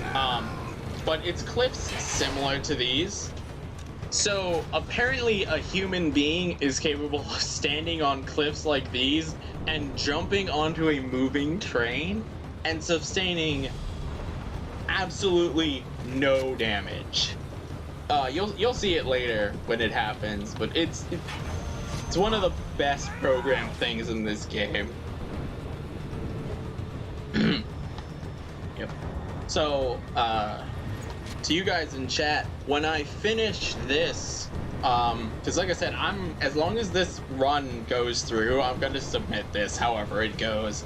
It's not gonna get better than this. When this ends, not tonight, but tomorrow, I'm gonna be working on Metal Gear Solid 4 runs, because I'm gonna submit those. So if you guys are interested in MGS4, feel free to tune in for that. And we'll see what happens. After that, it's Resistance, Retribution, and Resistance 2. While casually playing Borderlands and some other PS3 games on the side. Alright, so that's the potential soft lock right there. That cutscene has a chance to not play. It'll just randomly not play. And if it doesn't play, then these trucks won't spawn, and the game will progress normally, but no cutscenes will ever play anymore. And the train, so this train is scripted to slowly lose compartments, and every time it does, when you're supposed to detach the compartment, the train slows down quite massively. And when the soft lock occurs, the train basically slows down to 1/10 of the speed you're seeing it at right now. So this is what I'm talking about. I have to detach the caboose. Caboose? Can I find the caboose? Oh, there it is. I know what I'm doing. Thankfully, the game actually keeps running while doing that. It's not waiting for a trigger or anything.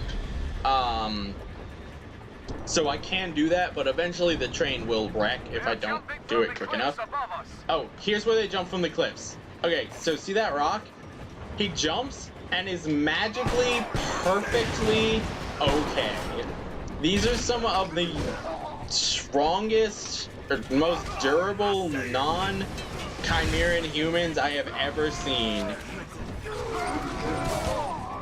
And there is quite a few of them that just jump from the cliffs like this and land on the train completely fine. I think there's a second set. Yep, there's more right there. They just, land on the train. That guy's so skilled, he landed in a window. These men are really impressive. Need more ammo. No, dude, I wasn't ready. I wanted more ammo. Give me another ammo. Please? Give me another ammo? Okay, never mind. I don't have time. Alright. Alright, so the mission, we have to do... This car has to be destroyed as well. And then after that, it's gonna pretty much be at the end of the mission. So we're just, casually going through. Like I said, none of these guys actually have to be dealt with. They're just here in case I want to do them. If you are playing this game casually and you have the rocket launcher upgraded, be careful, because the rocket launcher secondary will drop rockets onto the ground, which can and will kill you if you are not paying attention to your health.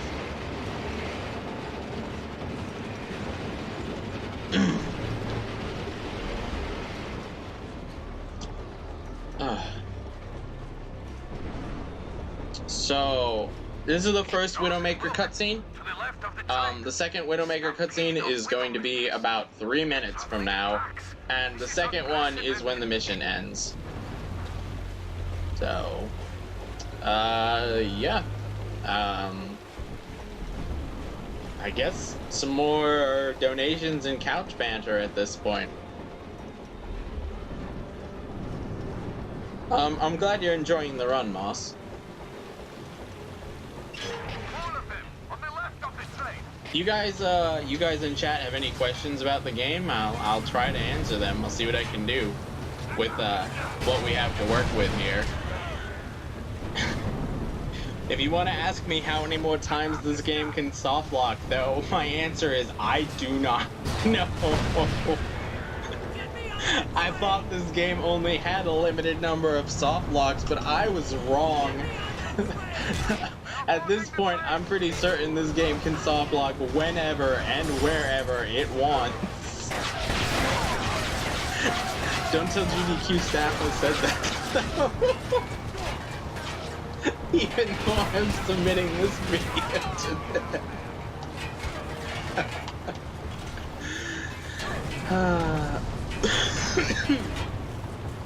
What got me into Resistance? I wanted a game. I wanted to get into speedrun. I wanted a game to speedrun. And I wanted a game that had very few runs on it that I could stream easily. Like a PS3 or a PS4 game. That I owned and I enjoyed, and Resistance Fall of Man happened to be the game that hit all of those categories. So I picked it up, put a run in, was like, alright, first time, or not first time, Resistance actually was not my first game. I did make it mine, yes. Resistance was actually not my first speedrunning game, but it was the first game I sped-run and enjoyed playing. The game I played before this was a PS1 game called Pandemonium. It's also for the Saturn. And Pandemonium is a game that exists. Alright, so that's the second Widowmaker cutscene. That means the level is coming to an end. I don't have to do anything else. Widowmaker's smart, decided to ram us. Because that's what Widowmakers do. They literally get in the way and become plot devices. So, yeah. It's chasing us! Unbelievable! It appears we have been saved. I am losing time on an auto scroller. I don't know what's going on, guys. They're coming at us from the right. They're going to hit the train. And boom. And that's that. Alright, so at this point, actually read some donations and then I will explain the next part of the story.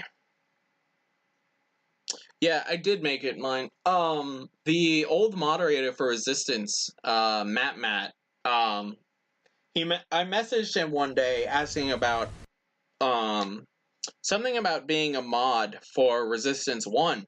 And he responded to me, do you want to just mod the entire Resistance series? And I was like, sure. I'll totally run it. And from that day on, I've modded the entire Resistance series. I set Resistance 1 up, then I saw Bonestar had a run, so I was like, alright. And I saw Bonesaw, I saw he had a 220 on speedrun, and he had a 218 on YouTube, and I was like, Bonesaw, update your run. And I PM'd him, and then in April he updated it. So, Don't give up. yeah, I took care of that. I set Resistance 2 up, then I set Resistance 3 up, then I set Burning Skies and Retribution up. So I'm working on records for Retribution in 2, and then I'll have a record in every game. So, Welcome to the pen, boy. I'll answer that question shortly. So at this point in the story, basically, this guy here and his gang of these people you see here, they're called the Wardens, and they like to do Roman Coliseum style blood sport against the Chimera. So they killed the old man with us, and now we got thrown into the death game to survive. There is actually manipulation you can do here. If you stand in a specific spot, you can manipulate the enemies to come from specific doors. It's not guaranteed to work. As you can see, I'm not quite certain where he's going to come from, but it does work relatively consistently. And then once the hybrids are done, or sorry, once the Grims are done, that was cool. It's gonna it's gonna throw me against human enemies, and the human enemies are the same story. They come from 2 different locations. You can manipulate them. Like, I got a good spawn. They're running, I think they're jumping from this one. Or not. Maybe they're not. Okay, they're jumping from this one. But once they've decided on one to jump from, they jump from that for the rest of the fight. Oh, never seen a QTE with a human before. So I gotta find the second one that they're gonna drop from, and it looks like it's somewhere over here, kinda out of the way. So I'm just gonna camp at this one and let them all come to me so I can take them out. Oh, it's actually right here? That's convenient that they're right next to each other. Okay. So I can just sit in the middle and take them out. And then this is over when the NPC Mitch Cutler says, "Alright, that's enough." Alright, Yeah. I've seen enough. That's a cutscene. What games do I play to decompress?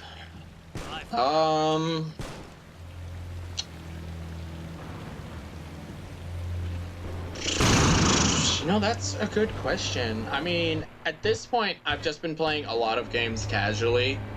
The next game on my to play casually is Borderlands. Really just taking a break from speedrunning is good. Any game I'm not looking to speedrun is a good game to try to decompress on.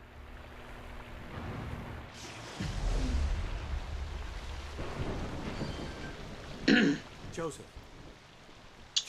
Alright, so this is That's your name, isn't it? your I found cliche this book among Dr. Malakov's wannabe good guy forced to work with bad guys. My name is Herbert Sawicki. Take I've been this Nick's lackey for over 3 because years. I'm tired you and of me being are a going to victim. turn this place No more. around kind of I situation. have a plan to escape. But we need This is to move also quickly. kind of like a See that weird... drone up there? It's intended to There are be 4 like of a them weird around the stealth prison. mission. If you've You ever need to played this disable game them. on Superhuman, I made something. this is to keep you safe. probably You can the close trigger hardest fire mission quickly, or hold it to down get to build up through. pressure At for a least more in my powerful opinion, shot. I Take the think radio too. on get the door. Chapter 17 is just really rough. But on this difficulty, it's a joke. We don't even have to do anything except go the correct direction, which I apparently did not do. Waiting for why is the door not opening? The door is supposed to open. Did I go the wrong way? Because I totally know I went the right way. Why is it not opening? There we go. So we're just going through. We gotta sneak through this prison, but we don't actually have to sneak through this prison.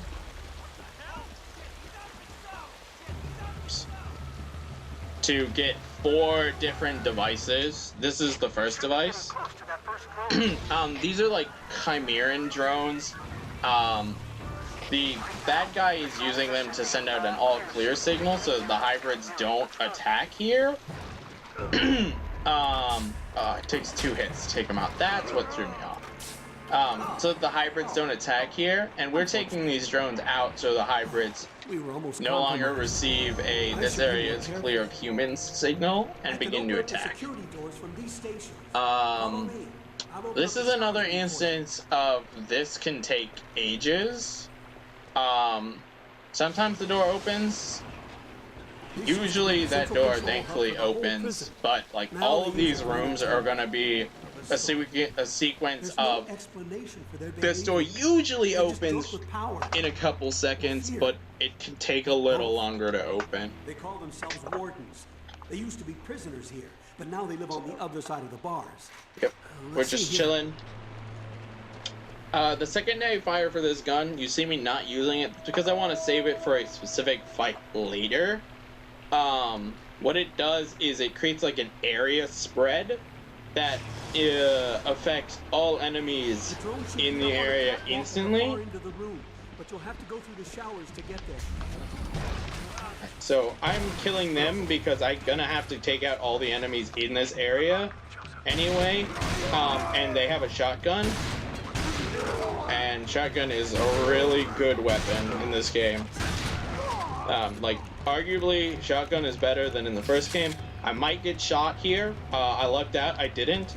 These guys here can pop up over the wall and shoot me with carbines if I'm unlucky. But we got good luck. So I'm just gonna run through this room, not actually fight these guys, and take out the second drone.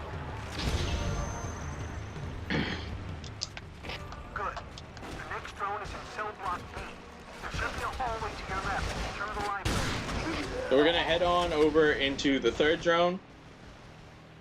Cell block B is home for the wardens.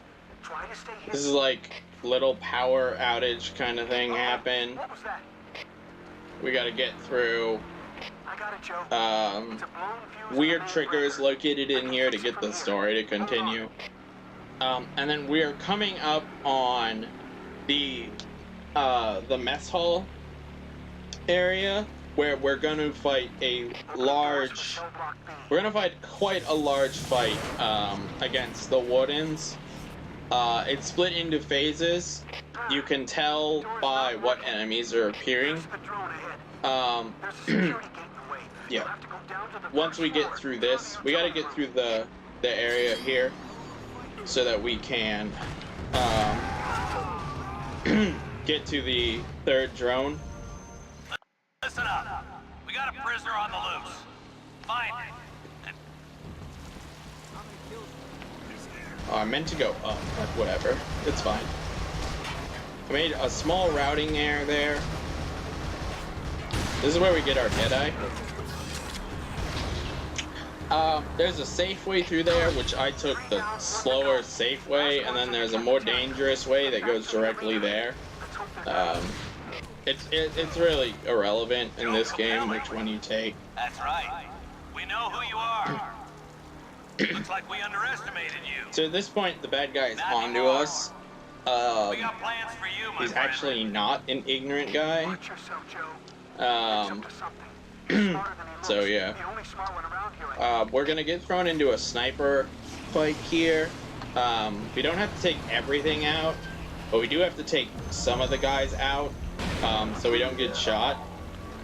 The Chimera are now gonna start showing up, symbolizing that they're curious. They're noticing that drones are going offline, and they're trying to figure out what is going on. And this cuts some pressure off of us because the enemies will begin shooting the Chimera, as you can see there.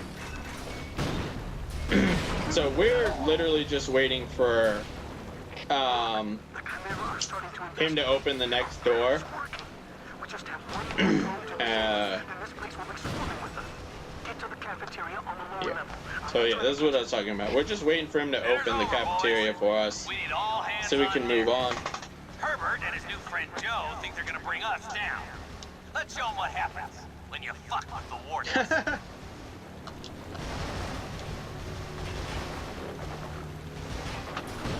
Well, the level 3 sniper, there we go. The level 3 sniper has, it shows you where headshots are. Don't worry about those drones. Alright, this is another door that can be really finicky. You have to stand in a number of unique spots. Some make it go faster, some make it go slower, some make it not go at all. The triggers are so weird. And this is the big fight that we need to really do correctly, and I wasted mutator ammo on the wall right there because I am a professional speedrunner.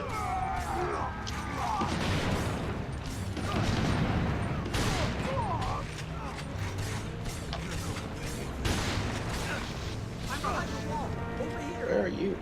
I got a marksman, so we have a marksman, that's good. Wait a minute. So you have to trigger this cutscene to continue for the big fight. So this is the end of this. See, that was the last drone, and it turns out Mick actually swapped it out because, like I said, he's not an idiot. So he's throwing us into a giant fight so that they kill both of us. And we have to survive.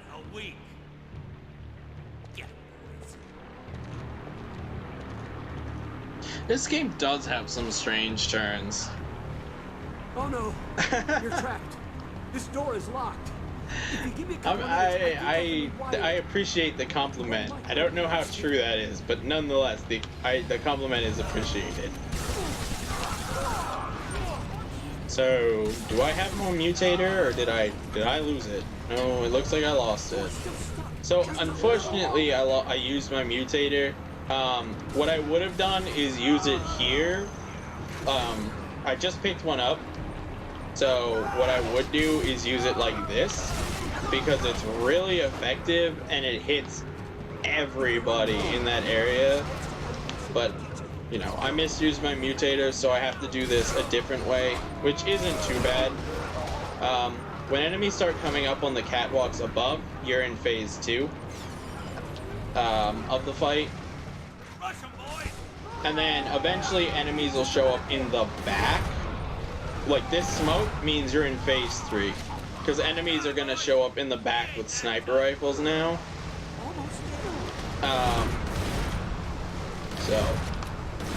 Once you get into phase 3, you're kind of just waiting for Herbert to open this door he's working on for you. It's tied to killing enemies, but it's also tied to survival, so just keep going. That voice line, yeah. See, that voice line means that it's over, so you're good. Right, and then when you drop into this, that's the next chapter. I'm sorry, but it's the only way out. So I have to melee this to begin. Did I just gold split that? God damn, dude. That was a good gold split. That was an actual gold split.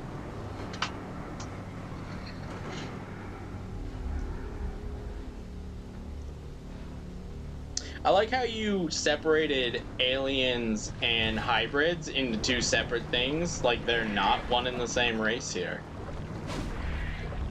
It's an interesting comment to dissect right there.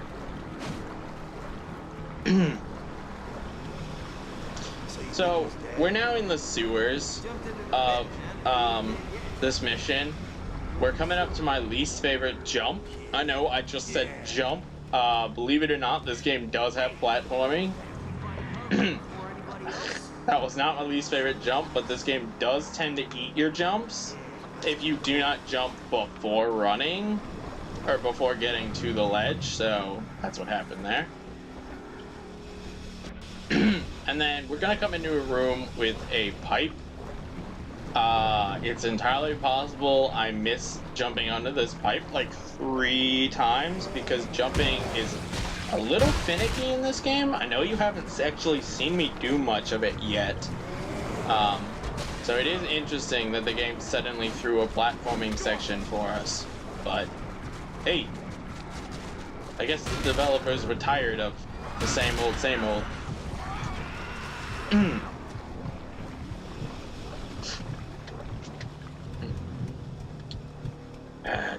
Here we pick up our cryo gun again, but we're not gonna use it because this next fight is thankfully mostly optional. Now it's not entirely optional because we have to kill a certain amount of enemies in order for the door to let us break it. Otherwise, these boards are completely immune to damage.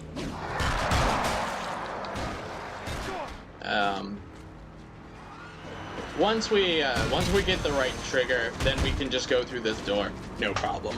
And the trigger is killing the first wave of liches. So this is the pipe I was talking about. We'll see if I get it first try. Not done yet. Not done yet. This is the pipe. Let's go. Let's go. And I got it first try. Yeah. I'm gonna clap for that. I have lost immeasurable amount of time to that little jump right there. It is way harder than it looks. It is the only instance of platforming in the entire game, and it is so much harder than it looks. Dropship in the motor. So at this point, the hybrids are attacking the base. We could pick a side, but we're lazy, and we're gonna ignore everyone. Yes, that truck can hit you, and it can do a very significant amount of damage to you. It's actually pretty crazy how much damage that truck does to you. Alright, so we're going to the final boss of the Great Isford prison, Mick Cutler. I was calling him Mitch the whole time. His name is Mick. Mick Cutler. The door's open behind me and I'm an idiot. Trust me. I knew the door was open behind me. I know this game. So this is the real drone. Dramatism. Unfortunately, this fight is just a QTE. So, as long as I hit the button prompts correctly, we win. There ain't many of us left. So yeah, this is gonna be a little gory, but feel free to read donations through it.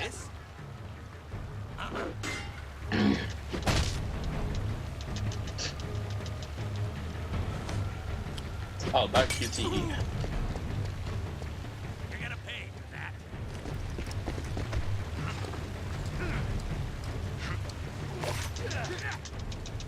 It's a very easy QTE.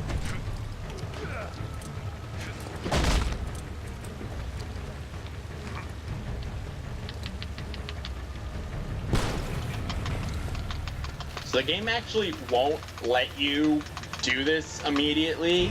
You have to wait for it to queue you for it, which is kind of, ooh, that's wrong. That's not a good split. Which is kind of rough, but hey, you get what you get. We managed to free some of the others, but we gotta move. Still PG.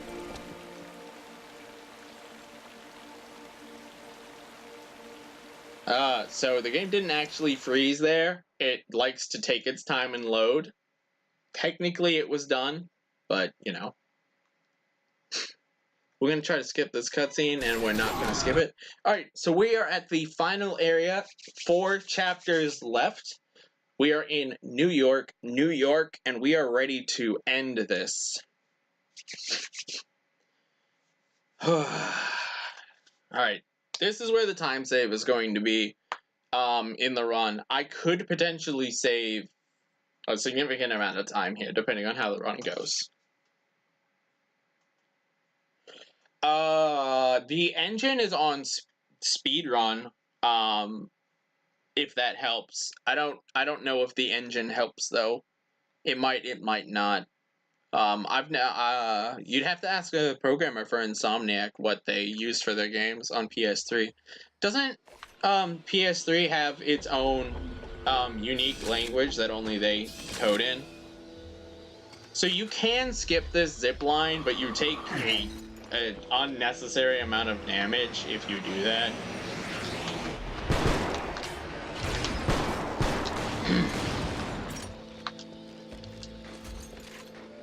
Alright, and this introduces a new enemy, the Wildfire Hybrid.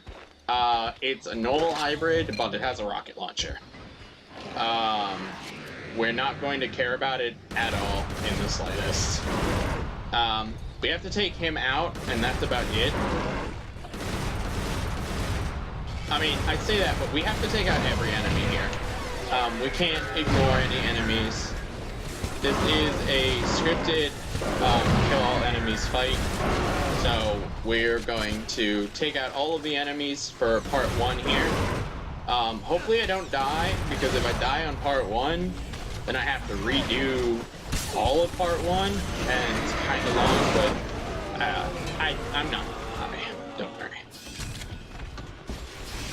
So you'll notice I'm picking guns back up. That's because when they went to the prison, they took all of my guns from me, so I have to re-earn them all back.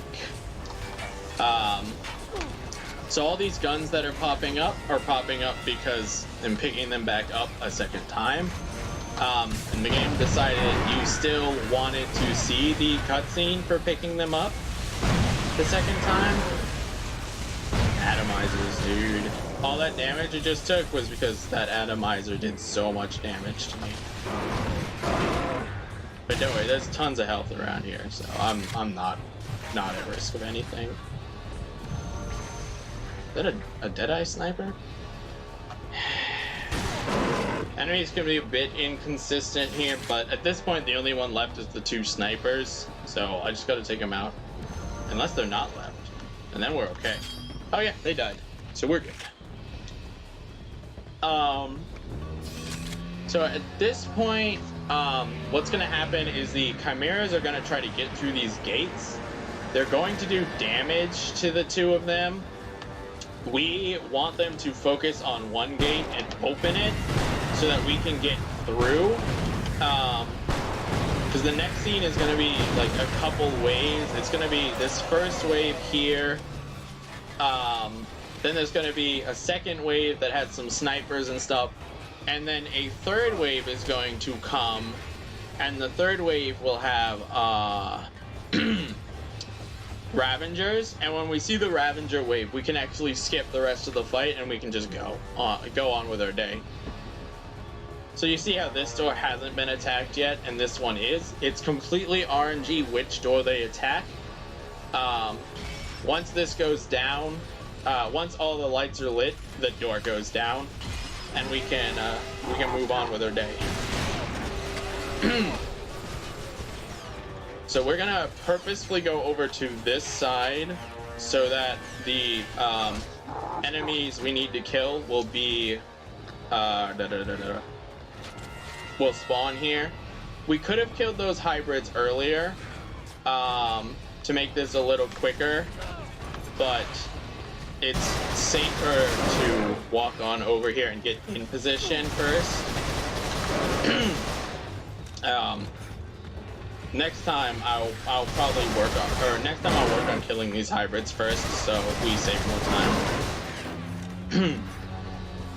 Alright, so that dropship coming in is the cue I needed, because it's coming in to drop off these enemies here.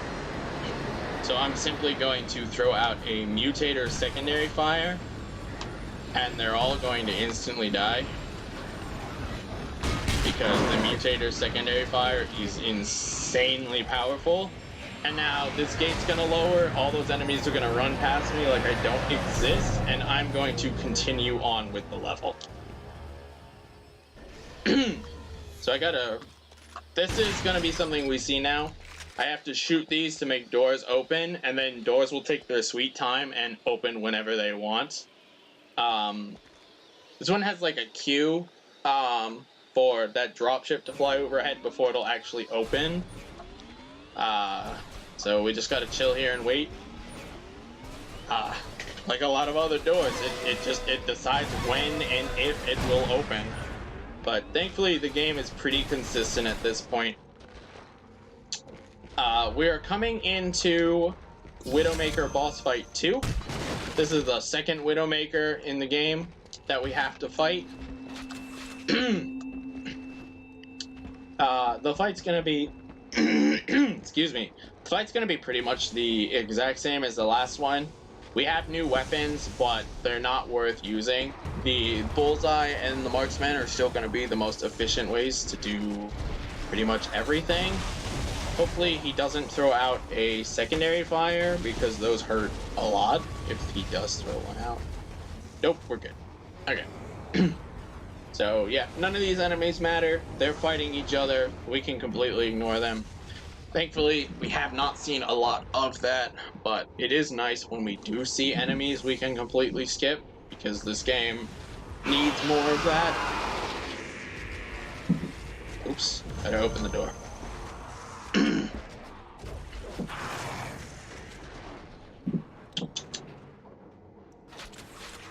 So if this run goes over 3 hours, I'm going to definitely practice it and get it down to sub 3 hours.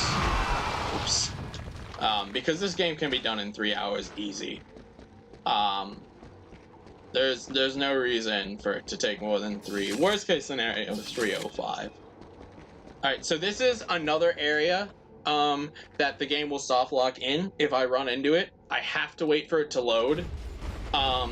Even if it happened, this enemy here has a potential to climb on top of a roof, and then after it climbs onto the roof, it'll just chill on top of the roof, and it will never ever come down.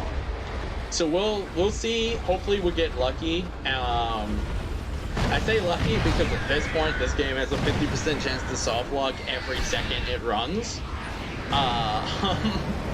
As long as the Widowmaker comes back down, it's okay.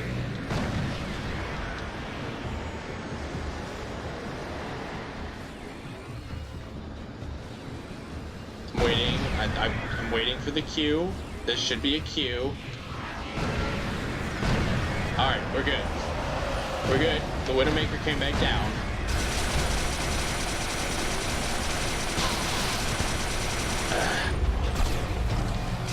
I don't think my tag got there. Alright, cool. So we got that Widowmaker taken care of. So now we're gonna swap to the Marksman. And when the Widowmaker's... I said Marksman.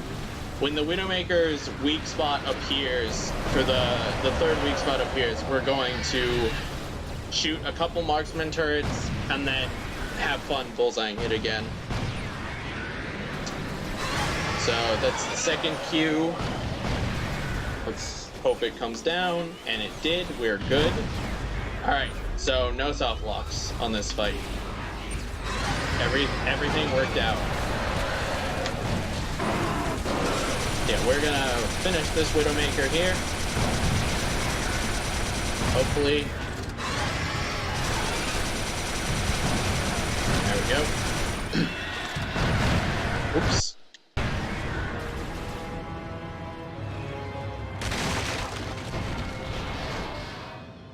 And then we're gonna move on with our lives. So the whole objective at this game, I don't think I ever explained it, is basically the Chimera trying to freeze the world over. And the events of the last game created a giant wormhole. Oops. Skip that. I'm on Wasteland now. No. What am I doing? That is a gold split. I was right. That's a gold split. The events of the last game created a giant wormhole that opened a portal to the Chimeran realm.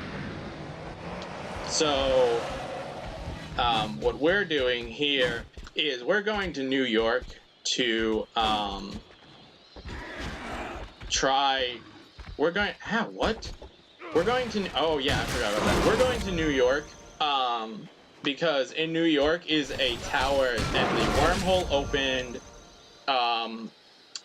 The wormhole is open in both Mexico, the Chicxulub crater in Mexico, and it's open above New York for some reason.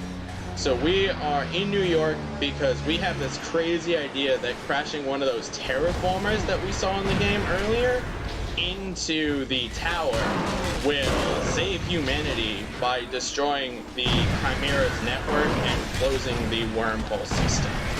And, you know, it's a video game, we might just be right. So, we're gonna see what happens. Oops, go this way.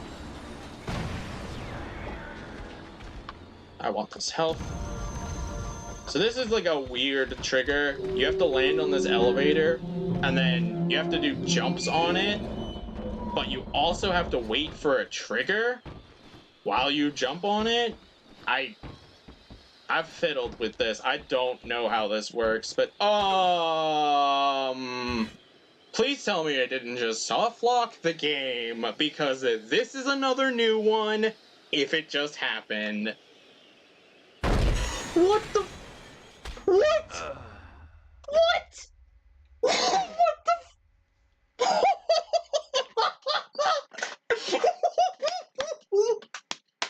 GDQ, take this game. GDQ, please take this game. GDQ, please take this game.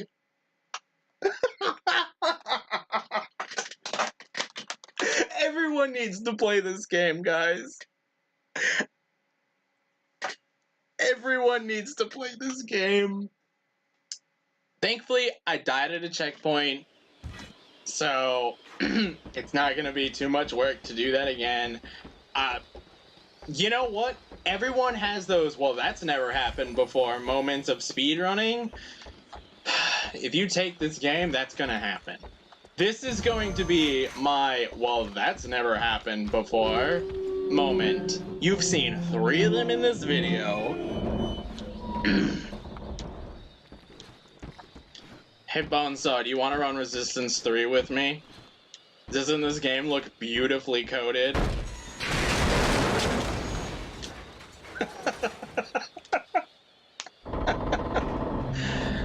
Alright, you have a good night, Estarian. Thanks for hanging out with me. I appreciated it. And you are welcome back at any time. I need to get out, and I do that this way. And then I get out, not that way either. I get out the way I'm supposed to get out.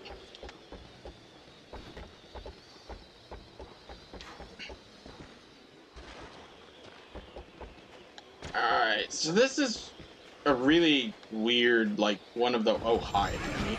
This is, like, one of the worst parts in the game. You have to get into these towers.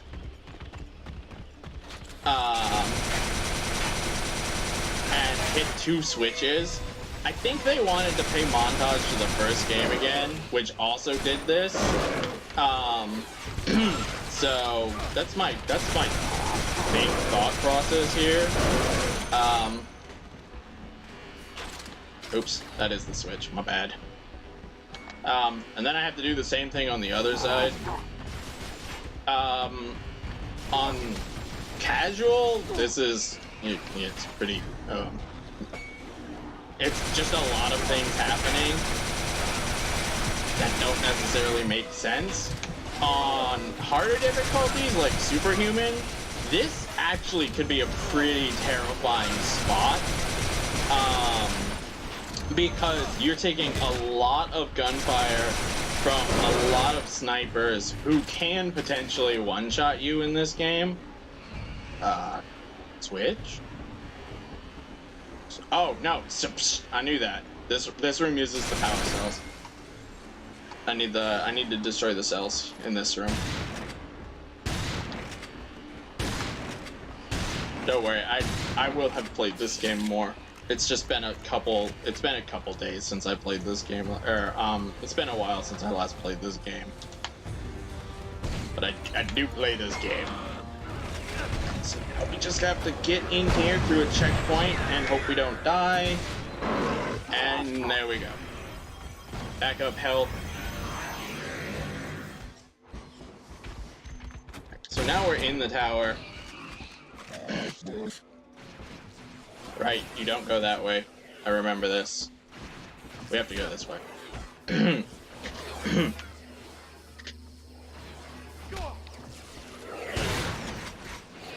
Alright.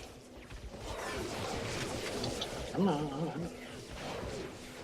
There we go. Yep. So we're no, we're not quite in the tower yet. Sorry, we're in like a subsidiary side tower thing. This is Central Park. So Central Park has what is probably one of the only actual, like, out-of-bounds sequence breaks in the entire game. We take this very specific path you see me walking on right here, and what this does for us is it allows us to skip a very large intended fight, head on over to this area to cue the next fight, and now that we've triggered the next fight to start, all we have to do is survive. So staying here is extremely likely to get us dead. So what we're gonna do is actually run back. Hey, thank you for that follow, Moss. What we're gonna do is run back the way we came, picking up health, and get over here back to the beginning of this area, because in this area we can actually do the fight that the game wanted us to play through, and we can do it safely, because this is the third auto-scroller. The only goal here is we have to survive. It doesn't matter how many enemies we kill, we're going to continually take damage throughout this entire ordeal. That's just how this section works. So all we have to do is make sure we survive during this fight, and the cutscene to end it will automatically trigger. And there is plenty of health scattered about this place, so I'm not at any risk of death here. Unless this stalker gets some weird, like, one and done shot on me, but I'm good. I got this health. So now we just wait. So you see these Goliaths?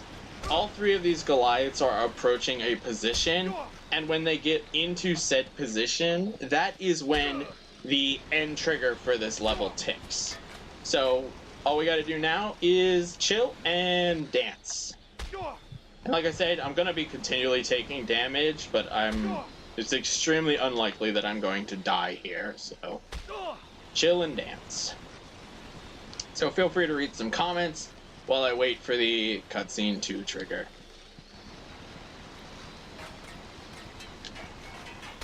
Do.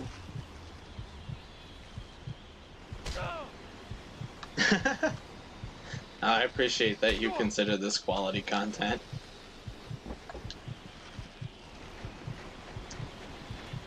Whenever the cutscene wants to trigger. I mean, it's not based off of your health, it's based off of time. But for some reason, not triggering. Okay. Well. We'll figure it out. It'll trigger. There we go. We got it, guys. We got it. It triggered.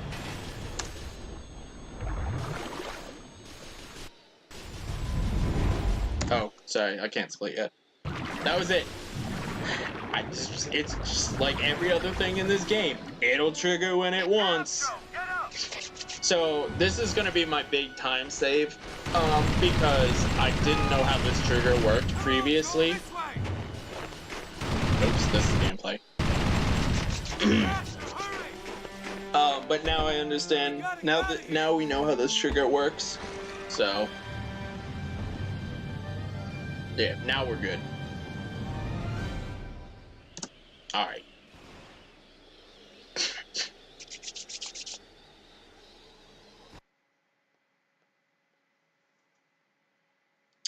All right, 2 missions left.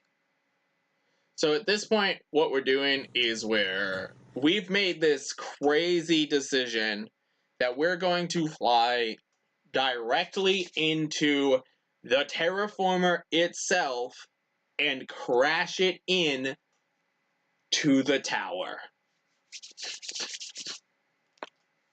So that's our plan. We used the VTOL, and we basically got dropped off here. We found a landing spot close by. Ellis is staying So this is it. I'm moving inside and have a look around. Way I see it, This place will be pretty self-explanatory. There's not going to be much new tech or anything introduced here. I have all the weapons, I've seen all the enemies. It's kind of a just, here's everything you've been through so far, how you going to do against it situation.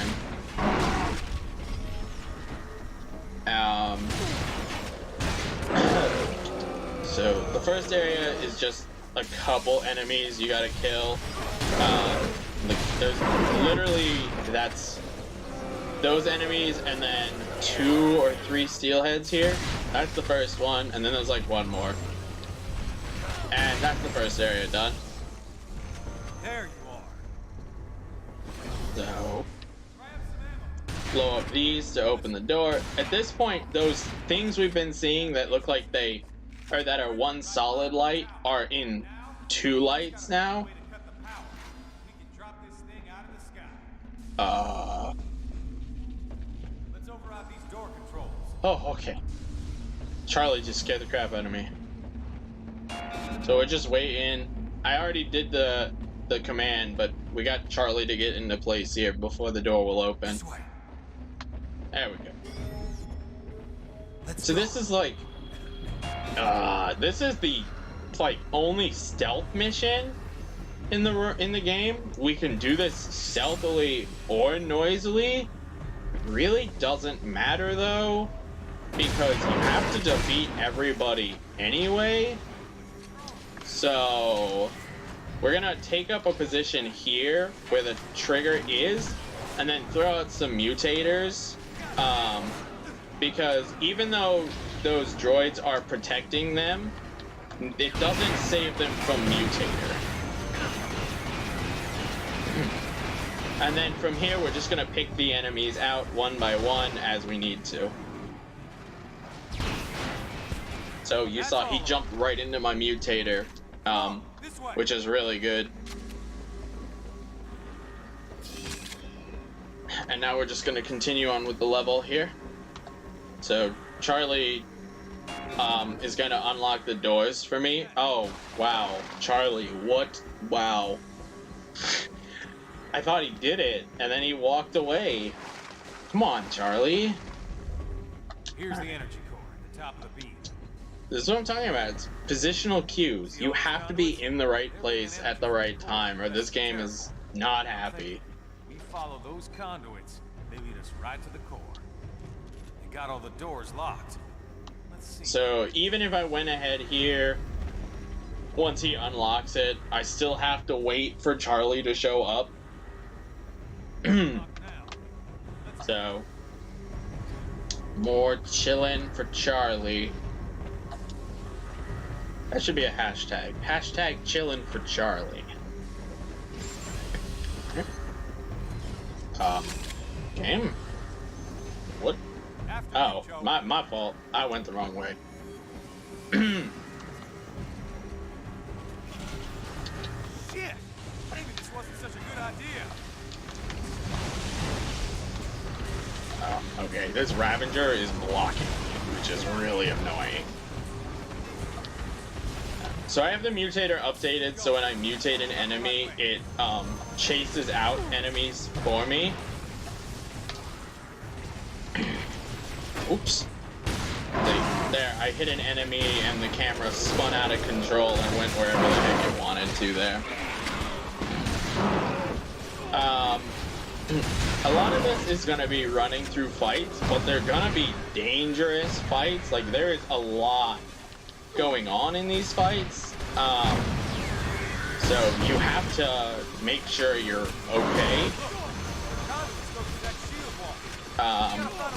You're going to take a lot of damage, but you don't have to do anything here except destroy those 2 rods, and this wall goes down for you. Otherwise, the wall would kill you.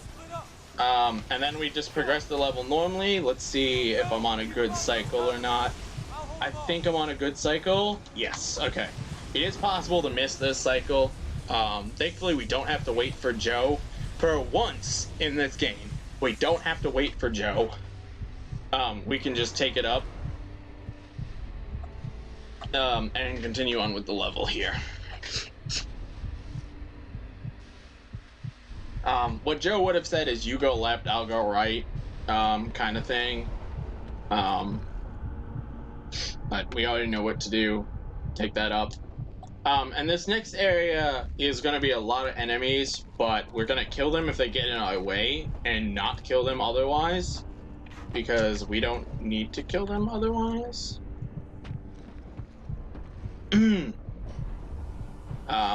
The first thing is there's a vent over here. I actually want this note he has. Then I'm going to open this vent here. Make sure you crouch or you'll not go into that and you'll stand there taking a lot of damage. I've done that before. And then we're just gonna walk around. This is just a series of rooms that we have to know the path through to get through it optimally. I didn't need to kill him. It triggered combats throughout both of these rooms, but it's okay. It's highly unlikely I'm going to die with this. Yeah, I have plenty of ammo and there's a health right here, so we're okay. That was unfortunate right there. So the game decided it wasn't gonna have this, and I got meleeed, which sent me in an awkward direction and killed me. So that is the second unintended death, and that is $10. On a resistance game, having less than 3 unintended deaths is really good. We'll meet up in a bit. If we So survive that long. I'm gonna kill him.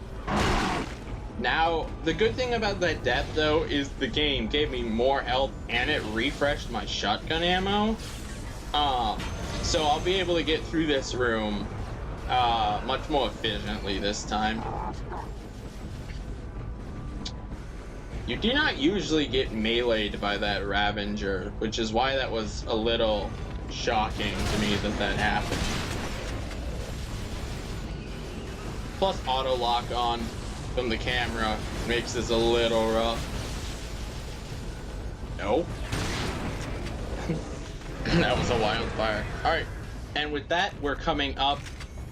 We have a cutscene, a FMV, and then the final chapter. And we'll be done with this game. So the final chapter is pretty much the final boss, and that's it. There's not much else to it. Over here. Oh, nope, I forgot a room. Sorry. We gotta do this room first here.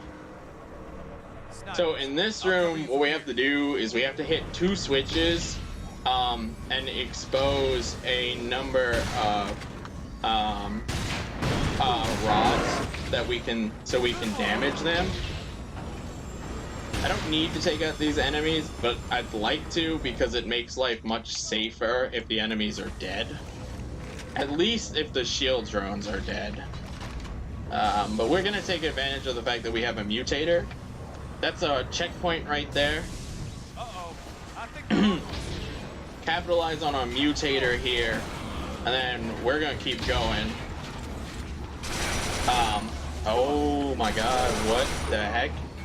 He just trapped me in a corner there. Backup health for that. What else do I have?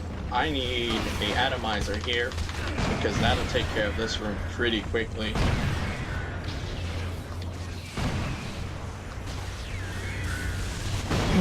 Hit switch number 2. Let's see if we can override the door control. Awesome, I got help. Alright, so the only reason really to kill enemies at this point is for HP.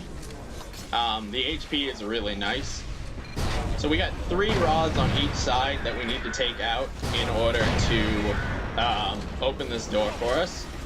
Now all we need is Charlie to get over here, and once Charlie is here, we will be happy. There's a lot of shield drones here, so... Charlie was stuck. Charlie was literally stuck in between an enemy and a wall. Nice work. Let's see where this takes us. Alright, so this is the cutscene that I was talking about. This is forced. We can't do anything about this. And then once this is over, the next chapter begins. I'm gonna go find Ellis.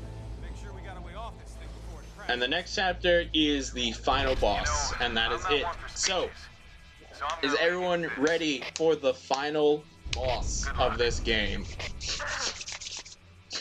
This is Susan Capelli, and this message is for my husband, Joe. I hope I'm not too late. Joe, I'm sorry I told you to leave. I believed that there was a chance. Just gonna stretch, relax. Wanted to believe there was You a could read chance. some donations during this forced After hearing cutscene. you on the radio, I didn't want you to go. It was a mistake. I'm so sorry. Jack's good. There's a doctor here. He gave him some medicine. And there's other kids for him to play with. And he misses you. I told him you would come home. You will come home. Won't you, Joe? Alright, Please. so we're not gonna disappoint Susan, our wife.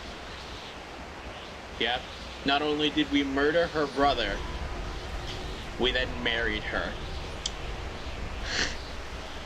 We're gonna go through and we're gonna save the world here. So one last open the rods mini game here. Hopefully have the right weapon equipped because we know what we're doing. According to the map, the core should have a nice big shield. And now at this point, the goal is to destroy these rods as quickly as possible. Keep at it. And not die while doing so. If I can find more ammo, I will use it. If not, I'm going to improvise. So you want to come here with 4 rockets, but you know, sometimes you can't. And sometimes you just pick it up off the wall and you become happy. That hybrid body block, that rocket, I have never seen that before. Okay, that's a new one. So we're gonna do this, which also works. This also works. And at this point, we can't finish the fight because this guy shows up. So this is basically the final boss of the game. I know, it's a bit disappointing. You expected something big, something crazy. Well, sorry, you're not so lucky. You get a brawler. And like usual, brawlers are pretty easy. Ooh, don't go down this way. Okay, so first is to take out those 3. Now the reason we want the rocket launcher is because it can hit multiple rods at once really reliably. Again, you don't need it. Any weapon that has an explosion, like even the Magnum, works, but the rocket launcher can take out other enemies really easy. So, that was the final boss. We have a small not FMB, we have a QTE kinda like thing before the game is over. I can still die here, so game's not over yet, but we're nearing the end. There is less than 3 minutes left. And thankfully we have unlimited ammo. The game is very generous here.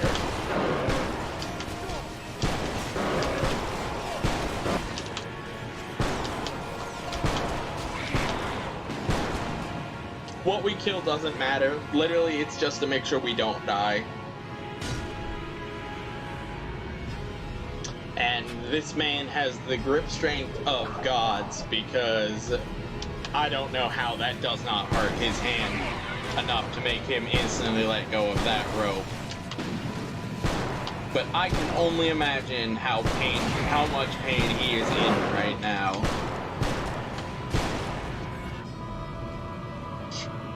Steelhead. Say hello to Steely.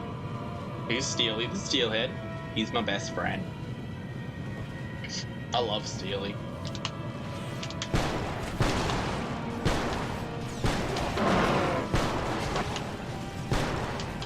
I cannot see the enemy all the way back there, so I'm hoping I hit them by just spamming. Alright. And now the rope breaks, and again, we are a god among men, and we don't die from this. And the brawler joins us. So, like I said, here's the final boss, guys.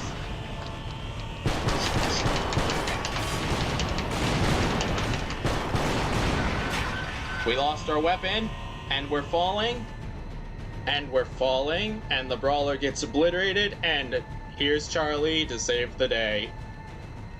So time's gonna be when the screen fades to black. End time.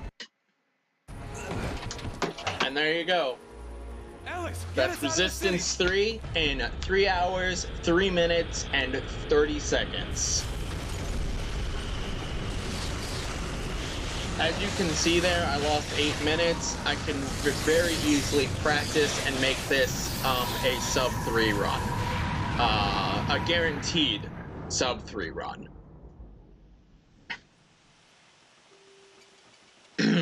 And yeah, that's it. We've saved the world. This is the conclusion of the Resistance series. And if this was part of the Resistance block, I hope you all enjoyed the Resistance block. And enjoy the rest of GDQ. Before I go, I'd like to do shoutouts to anyone who's on my couch. And additionally, I'd like to shout out the man who got me into speedrunning. I'm only gonna shout this out once, GDQ staff. Just depending on which one gets in.